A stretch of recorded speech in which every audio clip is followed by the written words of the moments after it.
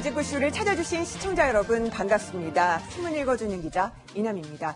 오늘은 제74주년 광복절입니다. 광복절 경축식이 잠시 후 오전 10시 충남 천안 독립기념관에서 열립니다. 일본의 일방적인 수출 규제로 한일 갈등이 격화된 가운데 문재인 대통령 오늘 어떤 광복절 메시지를 내놓을지 주목이 됩니다. 잠시 뒤에 자세히 짚어보도록 하겠습니다. 오늘도 신문 읽기로 돌직구쇼 힘차게 시작해보도록 하겠습니다. 동아일보 1면부터 보시겠습니다. 동아일보 1면 이 소식 전하고 있습니다. 청해부대의 강감찬함이 호르무즈 해협을 간다. 정부가요, 미국이 요청해온 호르무즈 파병, 해협 파병과 관련해 방식을 확정했다는 건데요. 아덴만 지역에 가 있는 청해부대의 작전 지역을 확대하기로 했다는 겁니다. 인근의 중동국들에게는요, 사전 설명을 할 계획이라고 하는데요. 다만 병력 증파나 지상군 동원은 하지 않기로 했다. 국방부가 이렇게 청와대에 보고한 것으로 알려졌습니다. 다음은요, 한겨레 신문 가보도록 하겠습니다. 한겨레 신문 일면은 이겁니다.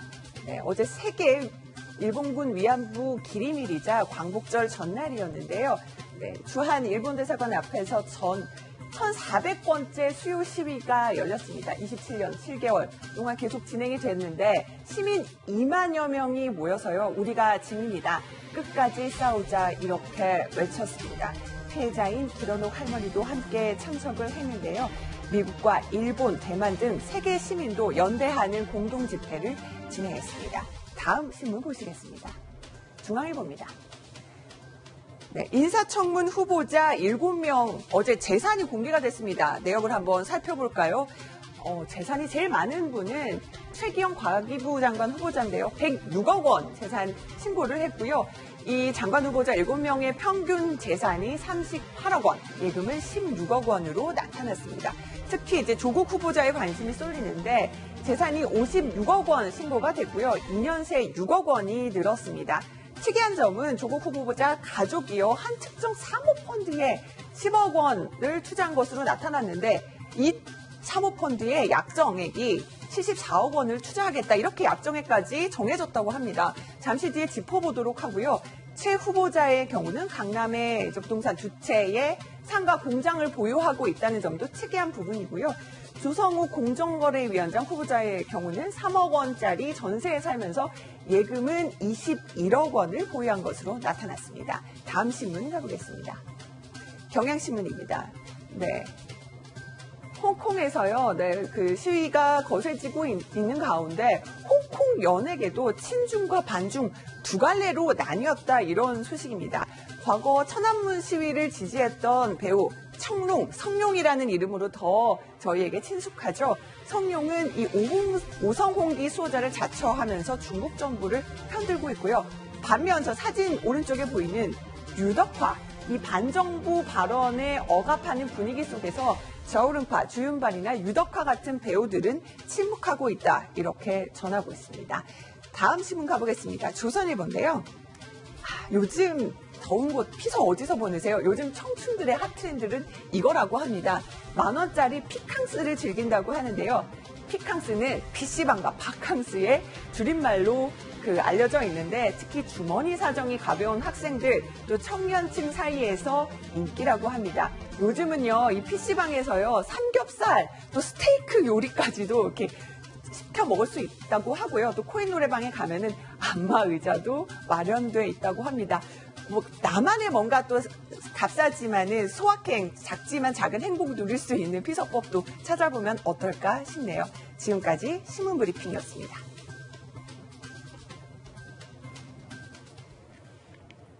네, 다음은요, 지금 방금 전 들어온 속보부터 좀 전해드리도록 하겠습니다.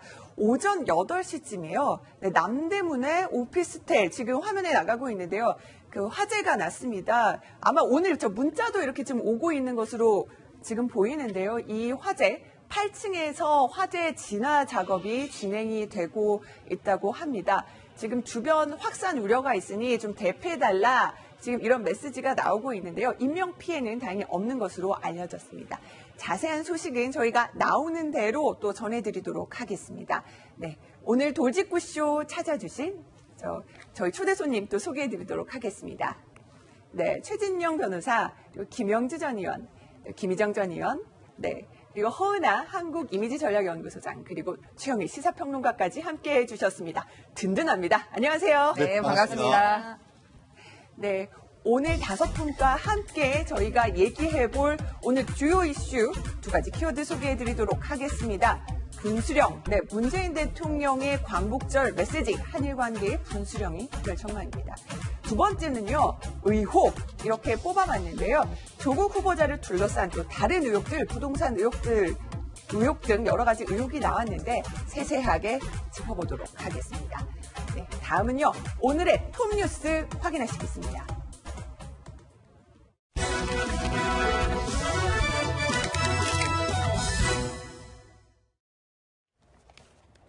네, 오늘의 톱뉴스 첫 번째 키워드 먼저 만나보시도록 하겠습니다. 네, 광복절의 선택, 문재인 대통령의 모습이 지금 보실 수가 있는데요. 잠시 뒤에 문 대통령 오늘 광복절 메시지를 내놓을 예정입니다. 돌직구쇼가 아주 생생하게 전해드릴 예정인데요. 그 전에 먼저 혐한 방송 논란을 빚었었죠. GHC 텔레비전에서 이런 입장을 내놨습니다. 먼저 뭐라고 했는지 듣고 얘기 이어나가겠습니다. 韓国のメディア各社におかれましては、弊社番組内容のどこがどう喧嘩的か、どこがどう歴史を歪曲しているのかを印象論ではなく事実を示し、常識を超えて不買運動が展開されることは言論封殺ではないかという恐れを禁じ得ません。 김영주 의원님, 저 돌직구쇼 오셔서 어떤 방송, 어떤 부분이 문제였는지 콕콕 집어서 말씀해 주셨잖아요. 근데 어딘지 모르겠다면서 언론 봉쇄라고 얘기를 하네요. 사실은 이제 아우야마 그 시계하루 참여연 와서 51년부터 뭐 자위대가 없을 때 독도를 침범했다든지 네. 여러 가지 어떤 사실관계와 다른 얘기를 연일 쏟아내지 않았습니까? 이제 그럼에도 불구하고 이렇게 한국에서 구체적으로 문제가 됐던 지적들을 전혀 받아들이지 않고 눈을 감고 그것을 마치 사실에 근거한 뭐 방송이었다. 네. 언론의 자유를 얘기하고 있습니다. 그리고 계속적으로 하겠다라고 하는 것은 정말 언론의 책임을 완전히 무시한 네. 그런 일이 아닌가 싶고요. 실제로 보면 이제 전 세계가 미디어를 통해서 다 문턱이 없어졌습니다. 자기네들이 하는 거짓말이 자기 나라 속에서는 통할지 모르지만 실제적으로 독일이나 베트남이나 동남아 전체적으로 봤을 때 이게 정말 사실이 아니다라는 것은 금방 들통날 거라고 보여지고 이렇게 된다면 사실은 그야말로 DHC 한국 지사에 대한 조그만 애정, 즉 한국인들이 여전히 영업을 해야 된다는 그것마저도 말하자면 불매운동에서 가지는 약간의 우리 마음속의 동료마저도 없애는 그런 결과가 되지 않을까 그런 생각이 듭니다. 네, DHC 본사 텔레비전 측에서 나온 입장문 정말 적반하장 입장문 소개를 해드렸고요. 본격적으로 이제 문재인 대통령 어떤 메시지 내놓을지 저희가 좀 관측을 해보도록 하겠습니다. 먼저요, 어젯밤에 이제 KBS 보도한 좀 따끈따끈한 문재인 대통령 관련 여론조사 하나 보면서 얘기를 해보겠습니다. 김희정 장관님, 네. 지금 저희가 소개를 해드리고 있는데 네. 문재인 대통령 국정운영 평가 이제 추입니다. 저희가 이제 추세를 보게 되는 건데 2019년 5월 그러니까 석 달 전보다는 1.2%포인트 상승했네요. 물론 오차 범위가 플러스 마이너스 3.1%이긴 합니다만 뭔가 지지율은 좀 오르는 추세면서 찬성하는 입장, 반대하는 입장 굉장히 지금 팽팽하게 맞서고 있네요. 네. 문 대통령에 대한 지지율이 문재인 대통령 개인에 대한 지지의 심정을 가지고 지지하시는 분도 계시지만 힘든 시기일수록 대한민국 현 대통령에게 힘을 실어주자라는 그런 중도 계층의 심리도 작용을 한 것 같습니다.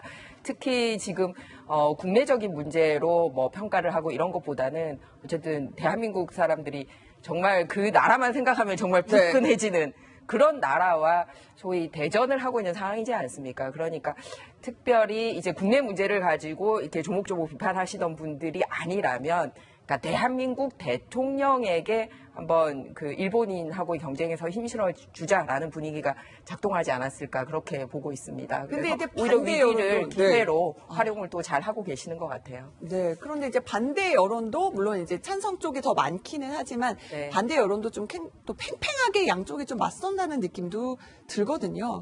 그게 이제 해법 관련된 건데 오늘 광복절 메시지에도 나오겠습니다만 이제 이 해법을 하는 데 있어서 외교적으로 직접적으로 관련 있는 일본하고의 해법도 중요하지만 평화 경제라든지 이런 식으로 해서 사실상 또 하나의 적이라고 생각하는 사람도 굉장히 많아요. 우리 동포긴 하지만 이 북한에 대해서 너무 또 관대한 거 아니냐. 그리고 오히려 거기를 대상으로 해서 아직 우리 편이 될지 안 될지 모르는 대상을 가지고 이제 나머지 적인 일본을 무찌르자라고 얘기를 하는 게 과연 타당하냐, 실현성이 있느냐 이렇게 생각하시는 분들 때문에 또 이렇게 반대 입장들 표현하시는 분들이 많은 것 같습니다. 지금 이제 해법 놓고도 생각이 다를 수도 있다 이런 말씀을 하셨는데요. 사실 이제 김희정 의원님은 이제 청와대에서도 네. 근무를 하셨고 아마 그 광복절 전날은 참모들이 가장 많이 고민하고 메시지 끝까지 수위 조절을 하지 않습니까? 네, 정말 중요한 날이지 않습니까? 특히 지금처럼 그때의 상황이 거의 재현되는 게 아니냐라는 걱정을 할 정도로 지금 사실은 뭐 총칼만 안 들었지 뭐 진짜 우리를 쳐들어온 것 같은 그런 심정이기 때문에 그때 광복절을 맞이했을 때 74년 전에 그 심정을 고스란히 살리고자 하는 그런 대통령과 청와대 참모들의 노력이 있지 않을까 생각을 하고 오늘 좀 있으면 대통령 메시지 나오겠습니다만 아마 늘 모든 해마다 광복절의 의미를 어떻게 평가하는지가 매년 반복되는 거지만 이번에 특히 그 역사적 의미를 어떻게 평가하는지 아마 고심하지 않았을까 싶어요. 그러면은 이렇게 최근에 알려진 것이 아마도 조금 톤을 조절해서 미래로 가자는 얘기를 하지 않을까라는 게 저희 어제 언론들도 많이 네, 식으로 맞습니다. 보도했는데 네. 과연 이렇게 수위를 조절했다라는 걸 알 수 있는 뭔가 키워드 같은 게 있을까요? 네, 그래서 제가 먼저 말씀드렸듯이 광복절 의미라는 게 뭐냐면 광복절이라는 게 이게 단순하게 대한민국과 일본 간의 문제가 아니라 사실상 일본은 세계 전쟁을 일으킨 나라지 않습니까? 그래서 그거를 꼭 찍어서 얘기하지 않아도 광복절의 의미를 전 세계 메시지를 어떤 식으로 해서 일본 말고 나머지 세력을 어떻게 교합할지에 대한 메시지를 네. 예, 이렇게 부드럽게 외교적으로 전달하는지의 문제잖아요. 계속 우리가 얘기하지만 한일을 직접적으로 부딪히는 것 이외에 국제적으로 우리를 도와줄 수 있는 편을 많이 만들어야 된다라고 얘기하는데 그게 광복절의 의미를 말씀하실 때 충분히 활용할 수 있는 부분인 것 같고요. 그리고 두 번째는 그 톤다운 하는지에 대한 거는 사실 위안부 피해자 문제라든지 또 이번에 직접적으로 문제가 된 걸로 보고 있는 징용 판결 문제라든지 네. 이렇게 피해자들에 대해서 얼마만큼 직접 언급을 할 것인가. 직접 하냐, 간접적으로 예, 하느냐. 간접적으로 두리뭉실하게 하느냐. 피해 사실에 대한 언급을 어느 정도로 하는지를 보면 일본에 대해서 앞으로 이 역사 문제와 경제 문제를 얼마나 분리할지에 대한 걸 읽어볼 수 있지 않을까 생각을 합니다. 또 하나 관전 포인트가 해법에 있어서 또 우리가 왜 도쿄 올림픽이라든지 또는 그 일본 방사능 문제 네. 많이 얘기하고 있지 않습니까? 그런 부분에 대해서도 직접적으로 언급하느냐. 뭐 도쿄 올림픽에 대해서 어떻게 뭐 갈 거냐 말 거냐 이런 메시지가 있는지. 예, 네. 또는 도쿄 올림픽에 대한 메시지를 어떤 다른 방식으로 평화적으로 할 것인지를 보면 또 알 수 있지 않을까라고 생각을 하고요. 마지막으로 역시 해법 문제에 있어서 또 국민들이 관심을 가지는 건 북한하고 경제 협력에 대한 메시지를 또 얼마만큼 구체적으로 내놓을지 이런 것들이 관전 포인트일 것 같습니다. 네, 저희가 이제 잠시 뒤에 1시간 정도 뒤에 한번 확인을 해보도록 하겠습니다. 이런 가운데요, 이 광복절을 하루 앞두고 여야 대표들 정말 빠르게 움직였습니다. 먼저 첫 번째, 더불어민주당 이해찬 대표 어제 어떤 영화를 봤다고 하는데요. 이해찬 대표 먼저 목소리부터 듣고 얘기 이어가겠습니다. 광복절 74주년이 되는 날인데 오늘 이 영화를 보는 의미가 지금 우리 일본이 우리를 경제 전쟁을 일으켜서 우리가 매우 어려운 상황에 처해 있습니다만 우리가 전후의 이복의 기회를 삼는 그런 지략을 잘 찾아서 이겨나가자는 그런 뜻으로 오늘 이 영화를 선택을 하게 됐습니다. 자, 이해찬 대표가 말한 이 영화는 봉오동 전투였어요. 광복절 하루 앞두고. 이 영화 본 이유가 뭔지 궁금하네요. 바로 광복절이기 때문이죠. 그러니까 어떤 영화예요? 의미가 이 영화는 봉오동 전투는 실제 있었던 우리가 이제 항일 전쟁을 하는 과정에서 핵심적인 전투가 있는데 국민들이 가장 많이 하는 게 청산리 전투예요. 이 1920년 10월에 있었던 전투입니다. 근데 그 이전에 청산리 대첩이라고도 부르는 대승을 거두기 전에 이 대규모로 일본군과 우리 독립군이 전투를 벌여서 네. 첫 승을 거뒀던 아주 의미 있는 역사의 한 장면이에요. 네. 이 봉오동 전투를 이끌었던 인물이 독립운동가 홍범도 장군입니다. 이 최진동, 안무 이런 이제 분들이 이 독립군을 이끌었는데 이것을 극으로 만들었죠. 그래서 그 내용에 보면은 홍범도 장군이 나오는지는 직접 확인을 해보셔야 돼요. 네. 저도 오늘 오후에 보기로 돼 있어서 그러니까 유준열, 유해진, 뭐 여러 유해진, 유준열, 뭐 연기 잘하는 배우들이 역할은 아니군요. 아무튼 네. 스포를 안 드리겠습니다. 네, 알겠습니다. 시청자분들이 화내십니다. 네. 내용은 보셔야 되고요. 네. 어쨌든 실제 역사의 한 장면을 네. 정말 멋진 영화로 만들어서 2시간 20분 동안 우리 국민들에게 어떤 자긍심과 함께 카타르시스를 주는 독립영화고요. 그 독립영화라는 게 독립운동을 그린 영화고요. 계보를 잇는다고 보면은 암살 같은 영화가 있었고 기억하네요. 네. 밀정이라는 영화도 있었고 이 계보를 있습니다. 근데 민주당이 이 항일 운동과 관련된 영화들을 많이 봐왔습니다. 이미 이제 올해 3.1운동부터 시작을 해보면은 이게 100주년을 맞았잖아요. 임시정부 수립도 100주년 정부에서 크게 의미를 부여하고 있기 때문에 한거, 유관순 이야기라는 영화도 봤었고요. 아, 그러네요. 그리고 또 거슬러 올라가 보면 대통령이 되시기 전이지만 문재인 대표 시절에 광해, 왕이 된 남자 이런 영화를 보면서 노무현 전 대통령을 생각하며 눈물 짓는 장면이 우리가 뉴스에 나온 적도 있습니다. 그 영화를 통한 정치적인 메시지랄까요? 상당히 의미 있는 행보를 어제 보였는데 민주당 관계자 한 100여 명이 네. 단체 관람했다고 합니다. 네, 보면 저도 이제 정치부 출입하면서는 영화 정치 어떤 메시지냐 많이 분석하긴 했는데요. 허은하 네. 소장님, 보면은 잘 골랐나요? 이 영화 메시지 전달을 잘 할 영화로 골랐나요? 네, 정치인들 같은 경우 네. 이제 말씀하셨던 것처럼 영화를 이미지 정치로 많이 활용하잖아요. 네. 감성적 이벤트로 쓰기 아주 딱 좋은 그 작품입니다. 그래서 MSAV라고 하는데 메시지를 무엇으로 정하고 스케줄을 무엇으로 정하고 또 뭐 아젠다라던가 비주얼적으로 어떻게 해야 되느냐라는 것을 고민하셨을 텐데 아젠다는 뭐 일본 문제라던가 아니면 평화에 대한 아젠다였을 것 같아요. 그것을 어떠한 메시지로 줄 것이냐라는 것에 대한 고민이 있었을 텐데 그 영화를 보면 아마 메시지가 느껴지실 거라는 느낌이 들고 또한 그 스케줄 자체를 우리 이때쯤 영화를 보자라고 했을 때 아무래도 15일 전인 어제 영화를 보기로 결정을 하신 것 같고요.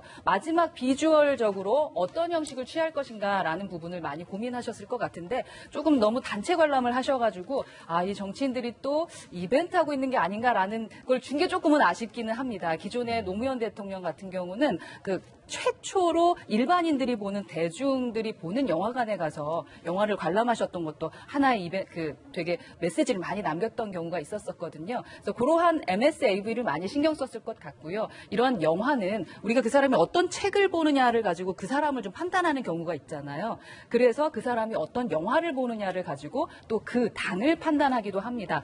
바쁘신 분들이 영화 보러 갈 시간 없었을 텐데 그럼에도 불구하고 단체로 영화를 보러 가셨을 때는 확실하게 이미지 정치를 하시는 것 같고 그러나 그러한 기억 정치 우리는 기억을 잘 못하잖아요. 그래서 역사적인 왜곡이 있을 수도 있습니다. 그래서 그런 기억 정치를 가지고 이미지를 업어간다라는 이야기를 저희 전문가들은 하는데 그러한 것은 아닐 거라고 믿고 싶습니다. 네, 이런 가운데 어제요 자유한국당 황교안 대표는 대국민 담화를 발표했는데 어디서 발표했느냐가 어제 가장 큰 화제였습니다. 황교안 대표 목소리 들어보시죠. 지금 문재인 대통령과 이 정권은 실패했습니다. 이대로는 안 됩니다. 하지만 지금이라도 이 정권이 잘못을 바로잡고 정책 대전환에 나선다면 어떠한 정치적 고려도 없이 적극적으로 협력할 것입니다. 문재인 대통령께 묻습니다. 이념이냐 경제냐 어느 쪽을 선택하겠습니까? 대통령님 정신 차려 주십시오. 대한민국 대통령으로 돌아와 주실 것을 간곡히 호소드립니다. 대한민국 대통령으로 돌아와 줄 것을 간곡히 호소드린다. 자, 김영주 의원님께 여쭙습니다. 제가 장소, 황교안 대표가 어제 발표한 장소 화제가 됐다고 했는데 저도 거기 많이 가봤거든요. 로텐더홀 이승만 전 대통령 동상역. 그러니까 우리가 뭐 국회 출입하시는 분들은 아무 생각 없이 지나가는 그런 네. 자리죠. 그런데 이제 실제로 그 배경은 헌법 전문이 있는 곳이고. 아, 지금 보면 뒤에 이렇게 헌법 전문이 나와 있죠? 예, 그리고 이제 이승만 그 초대 국회의장입니까? 네. 예, 그렇게 그 이승만 동산이 있는 곳이라서 무엇보다도 이제 현 체제와 비교해서 현 체제가 백범 김구 선생에 포커싱 한다면 우리는 보다 정통성이 있는 말하자면 48년 이후 체제를 더 강조하는 뜻이라고 보여집니다. 그래서 헌법 정신 또 자유민주주의 체제 이런 것을 좀 더 강조하는 그리고 그럼으로써 간접적으로 이 문재인 정부가 현재의 헌법 정신에서 벗어나려고 한다. 실패하고 있다. 전환하고 있다. 그런 것을 비판하면서 자유한국당은 잘못되어가는 현재의 실정을 바로잡겠다. 이런 메시지로 보여집니다. 그러나 보통은, 네. 실제로 이제 이승만 동상 앞에 했다라는 것이 언론이 많이 잡는 포커싱이었기 때문에 저희가 그건 또 오늘, 논란이 네. 될 것 같아요. 한겨레 신문하고요. 이제 조선일보 이제 그러니까 약간 다른 이제 성격의 두 신문이 이제 어떤 사진을 썼는지 한번 골라봤어요. 신문을 오늘 이제 패널분들과 함께 아침에 신문을 보면서 읽어봤는데 보면은 굉장히 두 신문이 무엇을 강조하는지 보면은요. 한겨레 신문 같은 경우도 보면은 저 이승만 전 대통령 동상 쪽에서 사진을 찍어서 이승만 전 대통령 앞에서 이렇게 황교안 대표가 담화했다는 거를 오히려 이승만 전 대통령 동상이 크게 네. 한 이 사진을 실었고요. 조선일보도 마찬가지로 방향이 다른 방향에서 찍었는데 역시 황교안 대표가 보이고 이승만 전 대통령 동상이 저 왼쪽에 보입니다. 어쨌든 이 이승만 전 대통령과의 연관성을 강조하는 사진들이 그러니까 있었어요. 똑같은 이승만에 대한 찬반의 입장의 대립이 그대로 드러나고 있지 않느냐. 한쪽은 우리나라 건국의 뿌리로서 이승만이 있고 다른 한편으로는 말하자면 나라를 망친 그런 이미지 또 다른 친일을 합법화해준 그런 이미지로 저 사진 속에서도 똑같은 이승만의 프레임 속에서도 싸우고 있는 거 아닌가 그렇게 느낍니다. 네, 중요한 거는 저기 이승만 대통령이 주인공이 아니라 네. 사실은 황교안 자유한국당 대표가 주인공이 돼야 되는데 아, 한겨레 신문 네, 저런 식으로 해서 연설하신 분 사진은 거의 보일 듯 말 듯하게 하고 나머지 인물을 부각함으로써 그 연설한 주체자가 말하고자 하는 메시지를 약화시키는 의도가 있지 않았나라는 생각까지 들어요. 이제 뭐 신문의 어떤 또 편집 권한이긴 한데요. 네. 아니 근데 이제 제가 같은 당 소속으로 좀 말씀을 드리자면 만약에 장소가 아예 국회가 아니라 정말 뭐 대중적인 광장에서 나왔다고 했다면 저런 일이 없었겠지만 어쨌든 국회의 내부홀을 선택을 했고 국회 내부홀에서는 지금 양쪽은 다 문입니다. 저 보이는 면 말고 지금 화면 나오는 면 말고 양쪽은 문이기 때문에 네. 문을 등지고 또 연설하기 힘들잖아요. 그리고 벽면이 두 개로 갈라져 있는데 한쪽 벽면에는 대한민국 재헌 헌법의 전문이 새겨져 있습니다. 네. 바로 연설을 하는 장소로 선택한 거는 이승만 동상 앞이 아니라 대한민국 재헌 헌법 전문, 그러니까 헌법 정신을 강조하고자 한 거예요.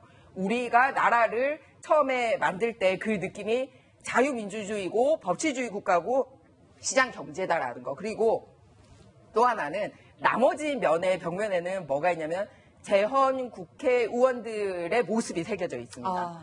그리고 국회 로텐더홀에는 동상이 딱 세 분만 모셔져 있어요. 이승만 전 대통령 동상하고 또 누가 있죠? 아, 제가 기억이 네. 빨리 안 나네요. 신익희 선생님이. 네. 왜냐하면은 이승만 대통령은 초대 국회의장이시기도 하고 초대 대통령인데 국회에서 뽑은 대통령이에요. 네. 그래서 이제 의미가 있는 거죠. 재헌 헌법이랑.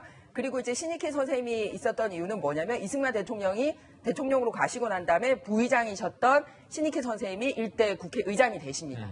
그리고 또 한 분이 이동영 선생님. 네. 뭐냐면 임시의정원. 네. 임시의정원이 이제 대한민국 국회의 임시정부 때의 전신으로 보시면 그렇죠. 되는 거예요. 그래서 거기서 의장을 지니신 분이거든요. 그러니까 역대 대통령이 쭉 있는데 그 중에서 혹 찍어서 이승만 대통령을 선택을 한 게 아니라 네. 의회 민주주의와 독립운동과 그런 거를 상징하는 세 분을 알겠습니다. 모셔둔 거기 때문에 너무 의미를 이렇게 축소해서 보지 말고 대한민국 헌법의 가치, 의회 민주주의 그리고 독립운동을 한 점 이런 거를 강조하기 위해서 선택한 장소이지 않나. 그리고 연설한 사람은 그 현 야당 대표이고 네. 메시지는 현재 문재인 대통령의 정책 대전환이 이루어진다면 무조건 협조하겠다. 그러니까 정책 대전환 하시라. 국민들이 원하는 방향으로. 이거를 좀 강조했으면 합니다. 네, 알겠습니다. 저도 국회 출입을 오래 했는데 오늘 저희 김희정 의원님 확실하게 어떤 분들 동상이 있는지 알았고요. 네. 오늘 광복절 또 태극기 다시 주목을 받고 있는데요. 안타까운 것은요. 지금 우리 태극기, 지금 국산 태극기가 좀 잘 안 팔리고 있다고 하는데 어떻게 된 얘기인지 일단 태극기 업체 관계자 얘기 듣고 이어가겠습니다. 판매가 아예 안 됩니다. 국회 공장에 다니는 데가 30년 일이었는데 올해처럼 이렇게 장사가 안 되는 거는 처음이에요, 처음. 이렇게 안 되지는 않았어요. 그런데 보시다시피 재고가 엄청난 재고예요. 최진현 변호사님, 지금 어느 때보다 애국심을 굉장히 지금 강조하고 있는데 우리 태극기가 이렇게 30년 만에 정말 가장 안 팔린다고 하니까 깜짝 놀랐어요. 그렇습니다. 저도 굉장히 안타까운 일인데요. 실질적으로 2015년이 광복 70주년이었지 않습니까? 그때 대비해서 10분의 1 토막이 났다고 합니다. 제가 기억에 그 당시에도 이제 8월 15일 날 제가 이곳에 나와서 방송을 했고 이렇게 그 광화문을 돌아가면서 갔을 때는 나무를 해놓고 나무에 하나하나의 잎이 태극기로 이렇게 물들었던 그때가 기억나는데요. 그때 대비해서 지금 한 4년 정도 지난 이 시점에서 그때 대비 판매 그 수량이 10분의 1도 안 되고 또 네. 평소 때에 비해서도 한 3분의 1 토막이 났다고 합니다.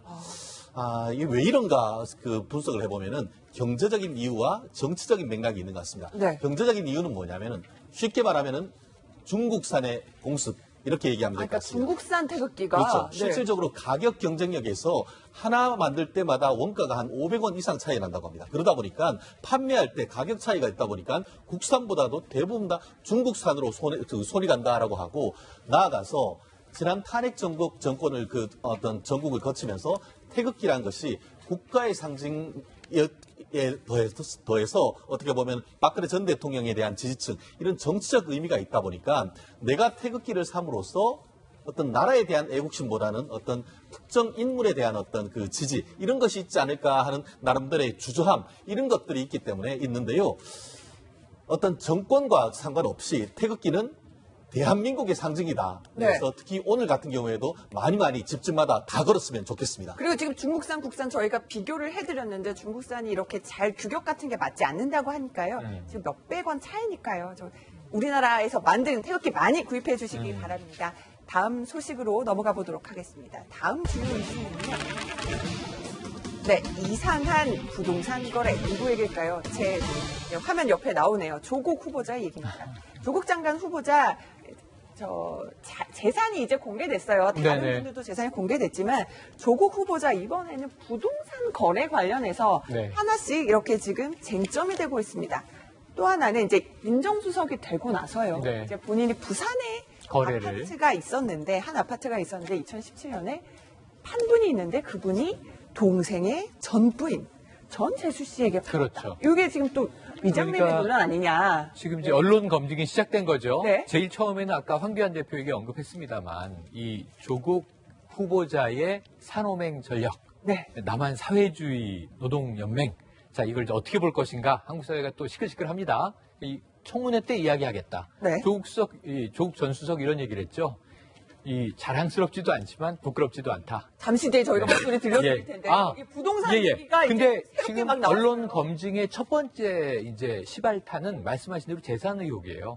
이 윤석열 검찰총장 후보자 시절에 65억 원 재산, 와 많다. 근데 대부분 부인 재산이래 이 기억이 나는데 네. 조국 후보의 경우에도 54억이 좀 넘어요. 55억 가까이 재산을 신고했는데 이 중에 많은 부분은 배우자의 재산입니다. 네. 그런데 지금 말씀하신 대로 아파트가 두 채가 있었다는 게 확인이 됐고 언론, 이 채널A 보도를 제가 보니까 자 해운대에 있는 한 아파트는 매각을 했다. 네. 그러니까 이제 1가구 2주택자가 된 거잖아요. 네. 하나는 팔았는데 그것을 매입한 사람이 네. 저는 동생의 부인이면은 가족이잖아요. 동생의 전 부인이에요. 전 가족이죠. 네. 어찌 보면 이 매입 대상자가 그렇습니다. 또 하나가 있어요. 네. 해운대에 빌라가 있는데 빌라. 여기는 조국 후보자의 모친이 살아요. 네. 그러니까 어머니의 집을 제공해 드렸구나. 자식으로서 이제 그럴 수 있다고 봅니다. 그런데 이 집이 조금 묘해요. 네. 이 집은 아까 우리가 이야기했던 대로 이 동생의 전 배우자의 명의로 돼 있는 빌라입니다. 네. 그러니까 전 가족의 빌라긴 하지만 사실은 지금 남남이죠. 그런데 이게 임대차 계약이 돼 있어요. 저희가 이거를 네. 무슨 얘기가 이렇게 복잡하냐라고 생각하실 수 있어서. 네. 그러니까 아파트 전 재수 씨한테 판 게 하나 있고요. 빌라에는 지금 조 후보자 모친이 살고 있는데 이 빌라의 소유자는 역시 또 전 동생의 전 부인이에요. 부인이죠. 같은 사람이에요. 아파트 판 사람하고. 근데 월세 계약을 맺은 사람은 또 조 후보자의 부인입니다. 조 후보자의 부인이 근데 임대인이고 네. 임차인이 동생의 전배우자로 돼 있어요. 잠깐만요. 그러니까 이게 좀 복잡해요. 소유주랑 월세 계약한 사람이 또 임대차 계약서에는 바꿔서 돼 있는 거네요. 그러니까 집주인은 그냥 동생의 전부인. 네. 그런데 이 전세 계약을, 전월세 계약을 했는데 네. 전월세 계약은 이 전월세를 낸 사람은 조국 후보의 부인이고 전월세 계약에 들어가서 살게요 한 사람은 동생의 전부인이에요. 네. 그러니까 어찌 보면 임차인과 집 소유주가 같다? 네. 이게 좀 최복잡합니다. 제가 현재 경제산업부 차장인데 이거를 아침에 보면서 이게 어떻게 된 일인지 한참 고민을 하면서 봤어요. 이제 법적으로 좀 따져보고 싶은데요. 최진영 변호사님 보면은 이건 어떻게 봐야 됩니까? 이제 아파트 판 것까지는 이해가 갔는데 보면 소유주는 그 동생의 전 부인인데 또 임대차 계약에서는 소유자랑 그 계약 맺은 사람이 바뀌었다. 이거 뭐 어떻게 봐야 돼요? 저는 이렇게 생각합니다. 사람은 거짓말을 해도 돈의 흐름은 거짓말을 하지 않습니다. 무슨 말씀이냐면은 지금 이 부분에 있어서 말씀드린 것처럼 왜 이렇게 매매 계약을 했느냐? 동생도 아니고 동생이 법률적으로 이혼한 전 재수 씨한테 이것을 팔았다는 사실 자체도 물론 곡절이 있겠습니다만 좀 납득하기 어려운 점이 없지 않고 그럼 팔았으면은 팔았는 그 소유권 등기된 그 소유자가 임대인이 돼야 되는데 네. 실질적으로 또 임대인은 조국 후보자의 현 부인이 임대인이 됐다라고 하는데 그것은 두 가지가 될 수가 있겠죠. 네. 계약서를 쓰다가 뭔가 착오로 그렇게 됐을 가능성이 있고 아니면은 말은 매매를 했지만 실질적으로 그것은 명의신탁이고 실제로 이제 내가 가지고 있다라는 취지에서 조국 후보자의 부인이 임대인으로서의 어떤 권한을 행사했을 가능성이 없지 않은데요. 지금 이제 조국 후보자 같은 경우에는 이거는 다 해명할 수 있고 그 자료가 다 있다고 합니다만 만에 하나 이것이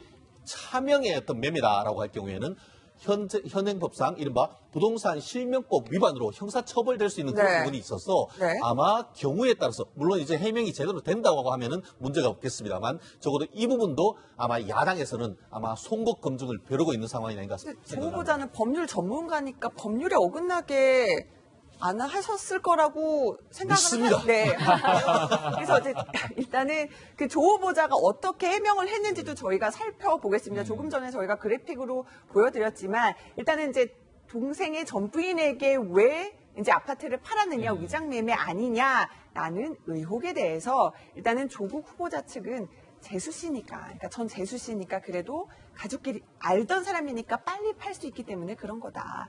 증빙 서류가 있는 실제 거래다 이렇게 얘기를 하고 있고요. 다만 그러니까 이 판 아파트 외에 지금 그 소유주와 임대차 그 계약인 이름이 바뀌어 있는 이 빌라에 대해서는 지금 아직은 지금 조 후보자 측에서 저희가 정확하게 해명을 못 들었는데 이 해명은 저희가 나오는 대로 또 반론권을 저희가 보장해서 설명을 드릴게요. 또 하나는 이 빌라 계약을 할 때 액수도 좀 너무 싼 거 아니냐라는 지금 얘기가 나와요. 인근에 있는 그 시세가 있지 않습니까? 인근에 있는 시세 있는데 또 열심히 뛰는 그 기자들이 가서 인근의 부동산 공인중개사 사무실에 가서 물어봤나 봅니다. 그런데 실제 뭐 한 1,500만 원 정도의 월세, 1,600 정도의 월세를 40만 원 정도에 있는 계약서를 들이대니까 여기 보증금 1,600에 월세 130만 원 되는 데인데 40만 원 이거는 터무니없다. 이런 지금 그 반응이 보였다는 보도가 있습니다. 그렇다고 한다고 하면 물론 가족들까지 계약이기 때문에 어떤 그 금액 자체를 줄여서 할 가능성은 없지는 않습니다. 뭐 그것도 계약 자유 범위 내에 있습니다만 그런 것들이 어떻게 보면은 이면 계약이 있는 것이 아닌지 아까 얘기하는 것처럼 서류는 다 있죠. 네. 서류를 허투루 해놓을 사람이 어디 있겠습니까? 문제는 실질적인 거래에서 돈이 제대로 주고받았느냐 그 부분이 명의신탁이냐 실거래냐를 가름하는 가름자가 되지 않을까 생각을 합니다. 이제 저희가 취재를 하기 위해서 조국 후보자 그 관련된 그 방금 얘기했던 소유주가 어떻게 된 거지 헷갈리는 그 빌라 관련돼서요. 경비원, 그 빌라의 경비원에게 이렇게 물어봤는데 어떤 대답 나왔는지 들어보시죠. 어떻게 살고 있나? 그만 두고 한국 왔다 갔어요. 보증금 1,600에 월세 40으로 나올 수 있는 집이에요. 집세는 보통 한 120, 30 정도? 40만 원에서 말도 안 되는 거지. 이제 김 의원님 부산하고도 인연이 네. 있으신데 이제 부산 지역 얘기예요. 네. 좀 이상하지 않습니까? 일단은 완전 남이라고 하기에는 또 한때 가족 관계였었고, 그런데 완전 직접적인 가족은 아니면서 어쨌든 서류상으로는 남인 거잖아요. 그런 분이랑 본인이 공직에 있을 때 이렇게 부동산 통하지 않고 빨리빨리 이렇게 동거래를 이거는 해서 이제 판 것, 아파트 네, 판 것은 판 것. 2017년 그렇죠. 11월. 네. 내가 그렇게 팔았는데 그분하고 거래가 하나만 있는 게 아니라 조국 수석 본인 어머니를 모시고 있다라는 거예요. 지금 저 집에.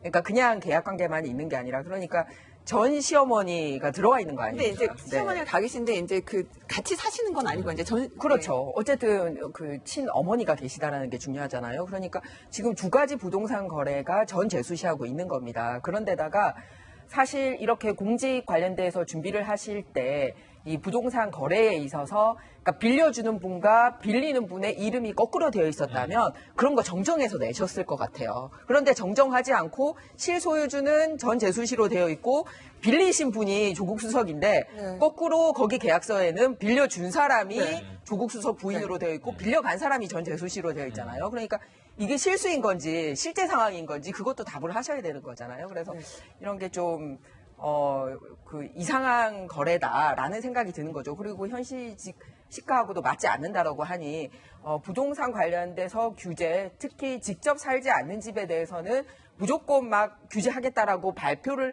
한 시점에 또 하나의 거래가 일어났기 때문에 이 부분은 국민들에게 좀 답을 정확하게 하셔야 될 것 같습니다. 네.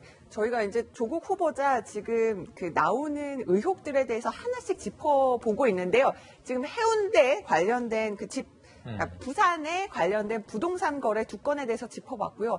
다음은요, 2번째로 사모펀드 얘기입니다. 그러니까 일반적으로 사모펀드 투자하시는 분들이 그렇게 많지는 않으실 텐데 조국 후보자 가족이 한 특정 사모펀드에 지금 10억 원을 투자한 것으로 나타났고요. 최진영 변호사님, 그런데 10억 지금 투자한 것 외에도 앞으로 저희가 74억 원 정도 투자하겠습니다. 이렇게 약정까지 했다는 거거든요. 쉽게 말하면 사모펀드는 돈 없는 사람은 할 수 있는 것 자체가 안 되죠. 그렇죠. 사모펀드 할 수 있을 때에 뭉칫돈이 들어가야 되는 케이스인데 이번 사모펀드 같은 경우에는 그 언론 보도를 봤을 때에 어떻게 보면 그 5세대 이동통신과 관련해 가지고 이 양방향 그 가로등 제어 시스템에 이런 그 투자하는 그런 내용인 것 같은데요. 네. 쉽게 말하면 그 SOC 관련되는 투자 그리고 또 미래 세대 5세대 이동통신과 관련되는 굉장히 핵심적인 투자 중에 하나인 것 같습니다. 네. 지금 내용 자체가 한 100억 원 정도로 지금 돼 있는데 그 중에서 75억이니까 퍼센티지로 한다고 하면은 이 조 후보자의 아내와 20대 자녀 2사람 명의로 75% 정도 됐다는 것이죠. 네. 그런데 또 흥미로운 건 뭐냐면은 75% 정도 해서 이 부분의 그 투자하기로 약정을 했는데 지금까지 들어가는 돈은 한 10억 5천으로 해서 실제로 한 15% 정도도 들어가지 않았단 말이에요. 네. 제가 확인해 봤더니만 이 그 펀드 같은 경우에는 2016년에 만들어져서 2017년에 이제 투자가 시작됐다라고 한다고 하면은 아직까지 지금 벌써 그 투자했는지가 벌써 한 2년이 넘어갔는데 네. 그럼 아직까지 나머지 돈은 어떻게 하는 것이냐 그러니까 이 문제가 되는 74억 것이죠. 원 한다는데 지금 조국 후보자 재산은 74억 원. 그렇죠. 거기다가 전체 그 재산 자체가 했을 때 한 56억인데 나머지 지금 했는 그 한 60억 넘는 돈은 어떻게 투자할 것인가. 물론 투자 기법, 금융 기법상 어떤 대여를 받거나 하는 것도 있겠지만 앞으로 우리가 이 부분에 있어서 의문이 굉장히 많습니다. 네. 말씀드렸듯이 내부적인 어떤 그 정보를 이용했는 것이 아닌가, 아니면은 나머지 돈은 어떻게 조달할 것인가. 특히 그 지금 학교에 다니고 있는 한 사람은 아들은 지금 미국에 유학 중이고 또 따님은 지금 부산에서 그 의학전문대학교 다닌다고 하는데 그 돈은 어떻게 조달했는지 이런 부분 하나하나에 대해서 아마 그 조국 후보자 같은 경우에는 아마 지금 이 시간도 열심히 준비하고 있을 것 같은데 적지 않은 의혹이 있는 것 같습니다. 새로운 지금 쟁점들이 나와서 저희가 좀 하나씩 짚어보고 있는데요. 잠시 조국 후보자 딴 얘기도 해볼게요. 지금 늘 종로구에 이제 인사청문회 사무실로 출근을 할 때 조국 후보자 모습 저희가 많이 잡아드렸는데요. 심지어 이제 조 후보자가 가지고 나온 텀블러까지 화제인데 왜냐? 매일매일 기자들의 이제 관심을 받는데요. 저희 보면은 12일 어제 보면요 매일매일 텀블러 색깔이 바뀌어요. 은색, 빨간색, 그리고 어제는 흰색인데 하얀색인데 로고가 박혀 있어요. 제 70주년 국군의 날.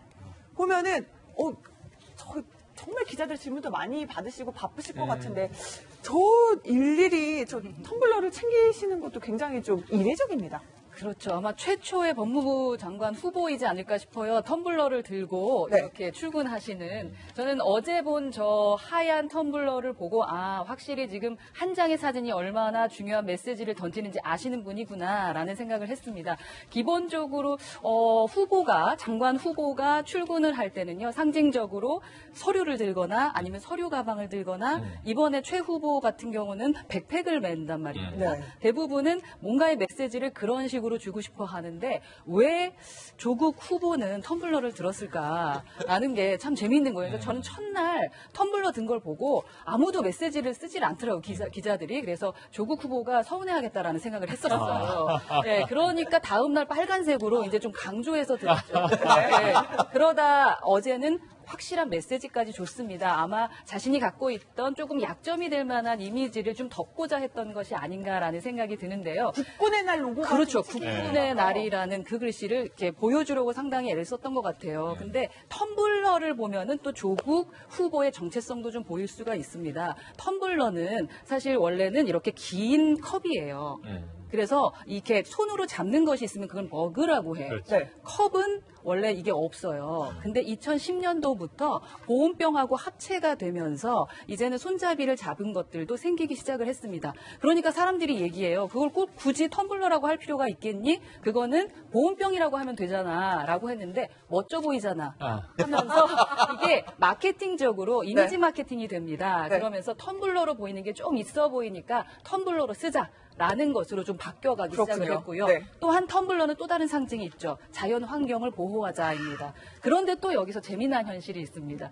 자연 환경을 보호하자라는 것은 그 텀블러 하나를 쓰면서 종이컵을 없애자는 건데 텀블러를 매일매일 갈아 쓴다라는 것은 어쩌면 또 자연 환경을 훼손시키는 것이 아닌가라는 것 때문에 이거는 기본적으로 이미지라던가 현 상황에서 벌어지고 있는 이야기들인데요. 저희는 그 조국 후보님의 어떠한 정체성 때문에 이분이 어떤 분일까라는 것에 대한 흔들림이 있는데 텀블러를 드셨던 그 상징의 의미가 어쩌면 조국 후보의 어떤 정체성의 흔들림까지 보여줄 수 있다라는 그 메시지는 생각을 좀 못하셨던 것이 아닌가 싶어서 아쉬움을 전합니다. 네, 저희가 그 조국 후보자의 가진 텀블러에 둘러싼 메시지까지 한번 짚어봤습니다. 오늘 갈 길이 멉니다. 자, 다음 취재수첩 Y로 넘어가 보겠습니다.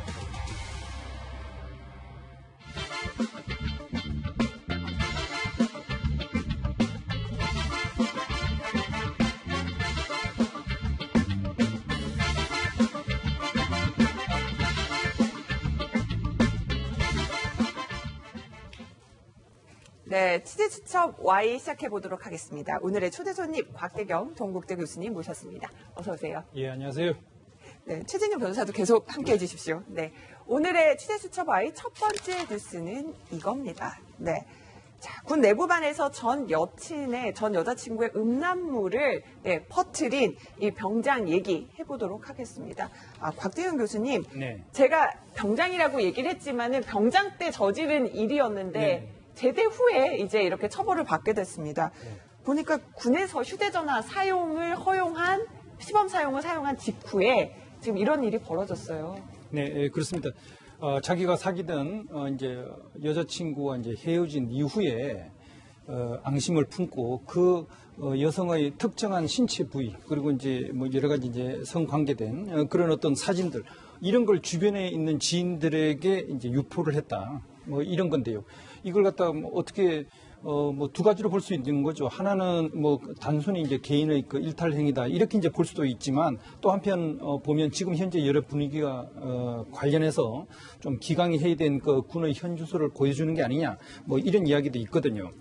그동안 뭐 군은 6월 달에 북한 목선이 삼천항에 입항되는 걸 제대로 이제 파악하지 못한 것, 그리고 7월 달에 이제 평택에 있는 제2함대에서 근무 중인 병사가 근무지를 이탈해가지고 이제 음료수를 사러 갔던 뭐 이런 사건들이 있었고요. 그리고 또 최근에는 이 휴대전화를 허용한 이후에 네. 휴대전화를 이용해가지고 도박을 하는 네. 이제 사이버 도박을 한 경우도 있고, 그리고 휴대전화를 이용해서 이제 술을 배달시킨 맥주를 뭐 이런, 시켜먹고 탄약 네, 공부하면서요. 이런 네. 뭐 일들까지 이제 과연 오니까 이걸 갖다 과연 이제 단순한 일탈로 볼 거냐, 아니면 근본적인 어떤 군 조직 문화에 좀 이상이 생긴 거 아니냐, 뭐 이렇게 이제 양쪽으로 이제 볼 수 있는 겁니다.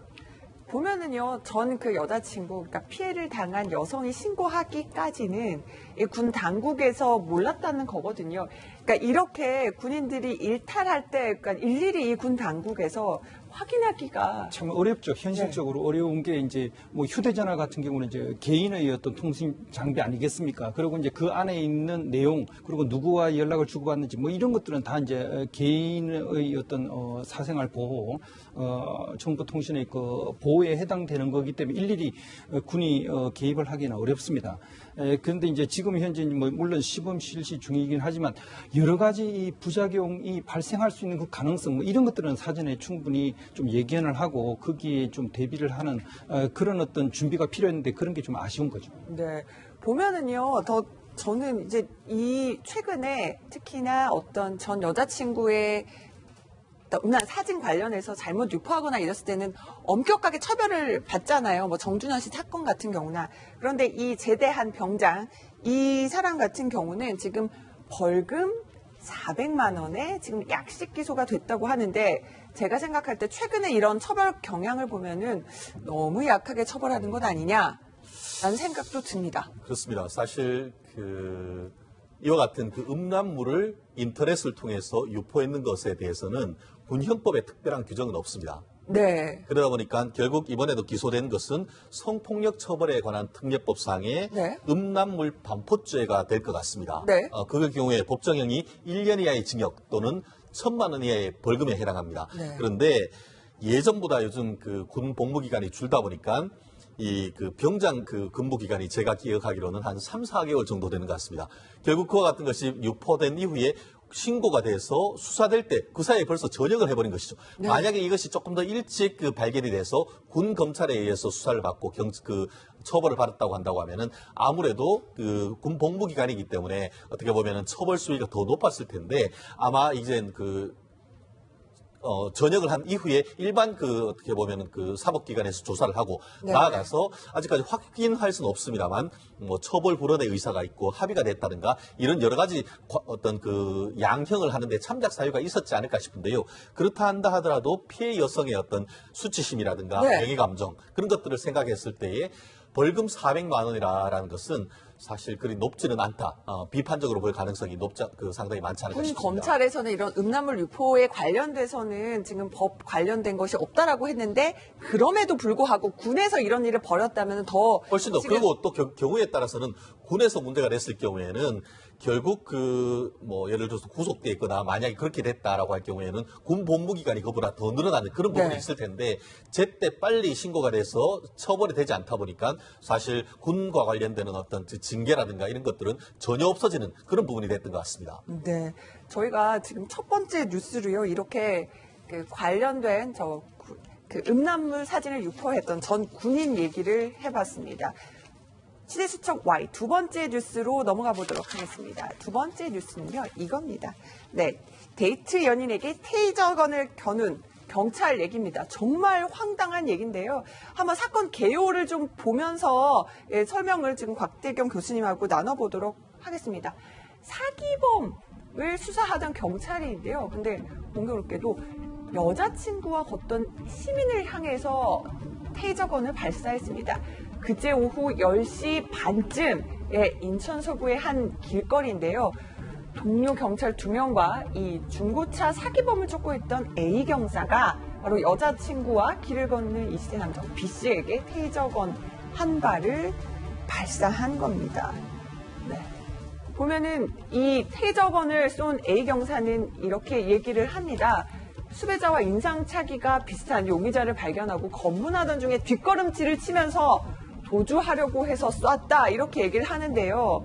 저는 시민들, 이 해당 시민은 어떤 반응을 보였을까요?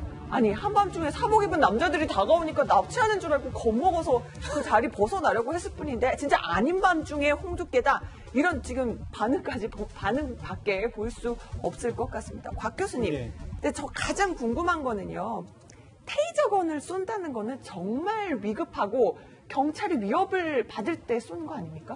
이 테이저건이라고 하는 건 상당히 이제 고압의 그 강한 전류가 이제 발생해서 그 테이저건의 침을 맞으면 근육이 일시적으로 이제 마비가 돼서 건장한 뭐 남성이라 하더라도 순간적으로 이제 쓰러지게 하는 그런 권총형의 무기입니다.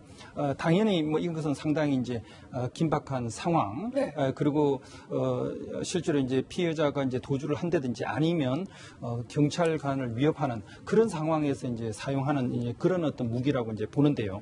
근데 이제 경찰 같은 경우 이 사람을 사기범을 쫓고 있는 그 사람과 굉장히 그 인상착의 얼굴 생긴 모양이 굉장히 비슷해가지고 그 사람으로 이제 오인을 했는데 그 사람이 이제 뒷걸음질을 치면서 이제 도주를 하려고 하니까 그 도주를 막기 위한 그런 의도에서 이제 총을 쏜 걸로 뭐 이야기를 합니다.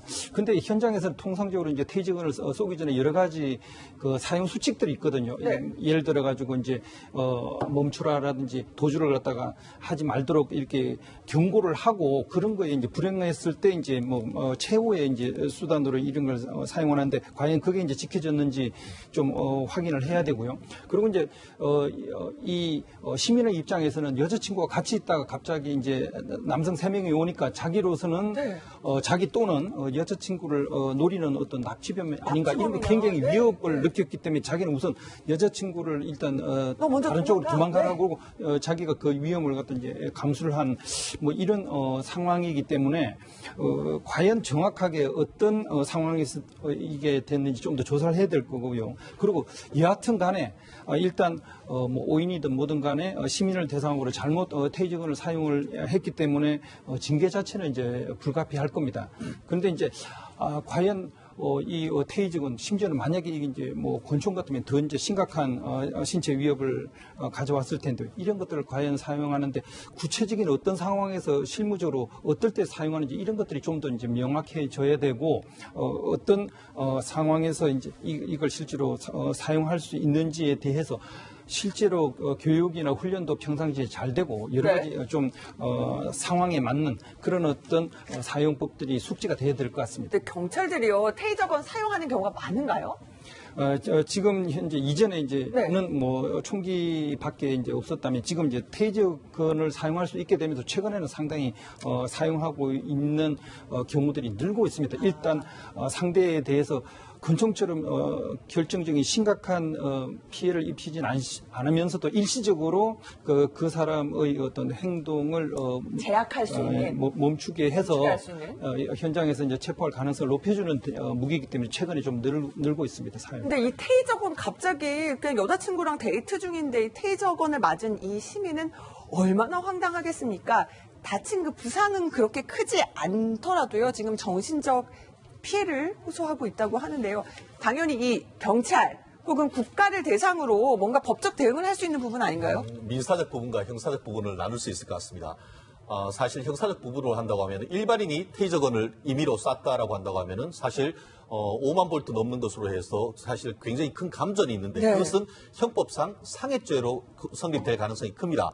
그렇지만 이번 같은 경우에는 경찰이 업무로 인한 행위로 했기 때문에 이 부분이 형사적인 처벌로 비화될 가능성은 저는 낮다고 봅니다. 그리고 그런 부분에 대해서는 국가가 업무로 인한 행위로서 인정해줘야 된다라고 저는 개인적으로 믿습니다. 다만 그와 같은 형사처벌은 변론으로 민사상 손해배상 청구를 할 수 있을 것 같은데요. 일반 그 민법과 달리 이 그 국가가 했는 그 부분이기 때문에 이른바 국가배상법상 공무원의 업무로 인한 고의나 과실에 의한 위법한 행위로 있는 피해이기 때문에 치료비 상당 그리고 그에 따른 정신적 충격에 따른 위자료를 청구를 할 수 있다라고 저는 생각하고 나아가 저는 걱정되는 건 뭐냐면은 그렇게 국가가 배상하고 나면은 국가가 이 그 타이저건을 썼는 경찰에 대해서 구상권을 행사할까 그게 사실 걱정인데요. 그 국가배상법상 뭐 어떻게 돼 있냐면은 고의나 중과실로 이런 일을 범했을 때만 그 국가가 해당 공무원에게 배상을 하도록 해 있는데 사용 수칙을 제대로 지킨 상태였다라고 할 경우에는 설령 국가가 배상을 해줬다 하더라도 해당 경찰 공무원에게 배상까지 구상권까지 행사를 하지는 않을 것 같은데 네. 아까 교수님 말씀하신 것처럼 그런 구상권은 행사하지는 않겠지만 이런 사용 수칙과 관련된 과실이 있을 경우에는 내부적인 징계는 이루어질 가능성이 높지 않을까 봅니다. 경찰이 보니까요, 뭔가 보상이나 이 남성의 보상을 검토하고 있다고 하고 당연한 얘기겠죠. 어떤 식으로 이루어질지 궁금하거든요, 교수님. 예, 사실 일단 조사가 먼저 돼야 되고요. 네. 실제로 어떤 신체적인 피해가 얼마나 있었는지 그리고 이 사람이 느끼는 그 정신적 충격 이런 것들에 대해서는 상당히 좀 주관적인 판단이 있을 건데 그런 거에 대해서 정확하게 조사를 했고 그 피해 정도에 맞게 배상을 갖다가 이야기를 해야 될 것 같습니다. 네, 지금까지요 취재 수첩 Y 두 가지 사건 두 분과 함께 짚어봤습니다. 고맙습니다.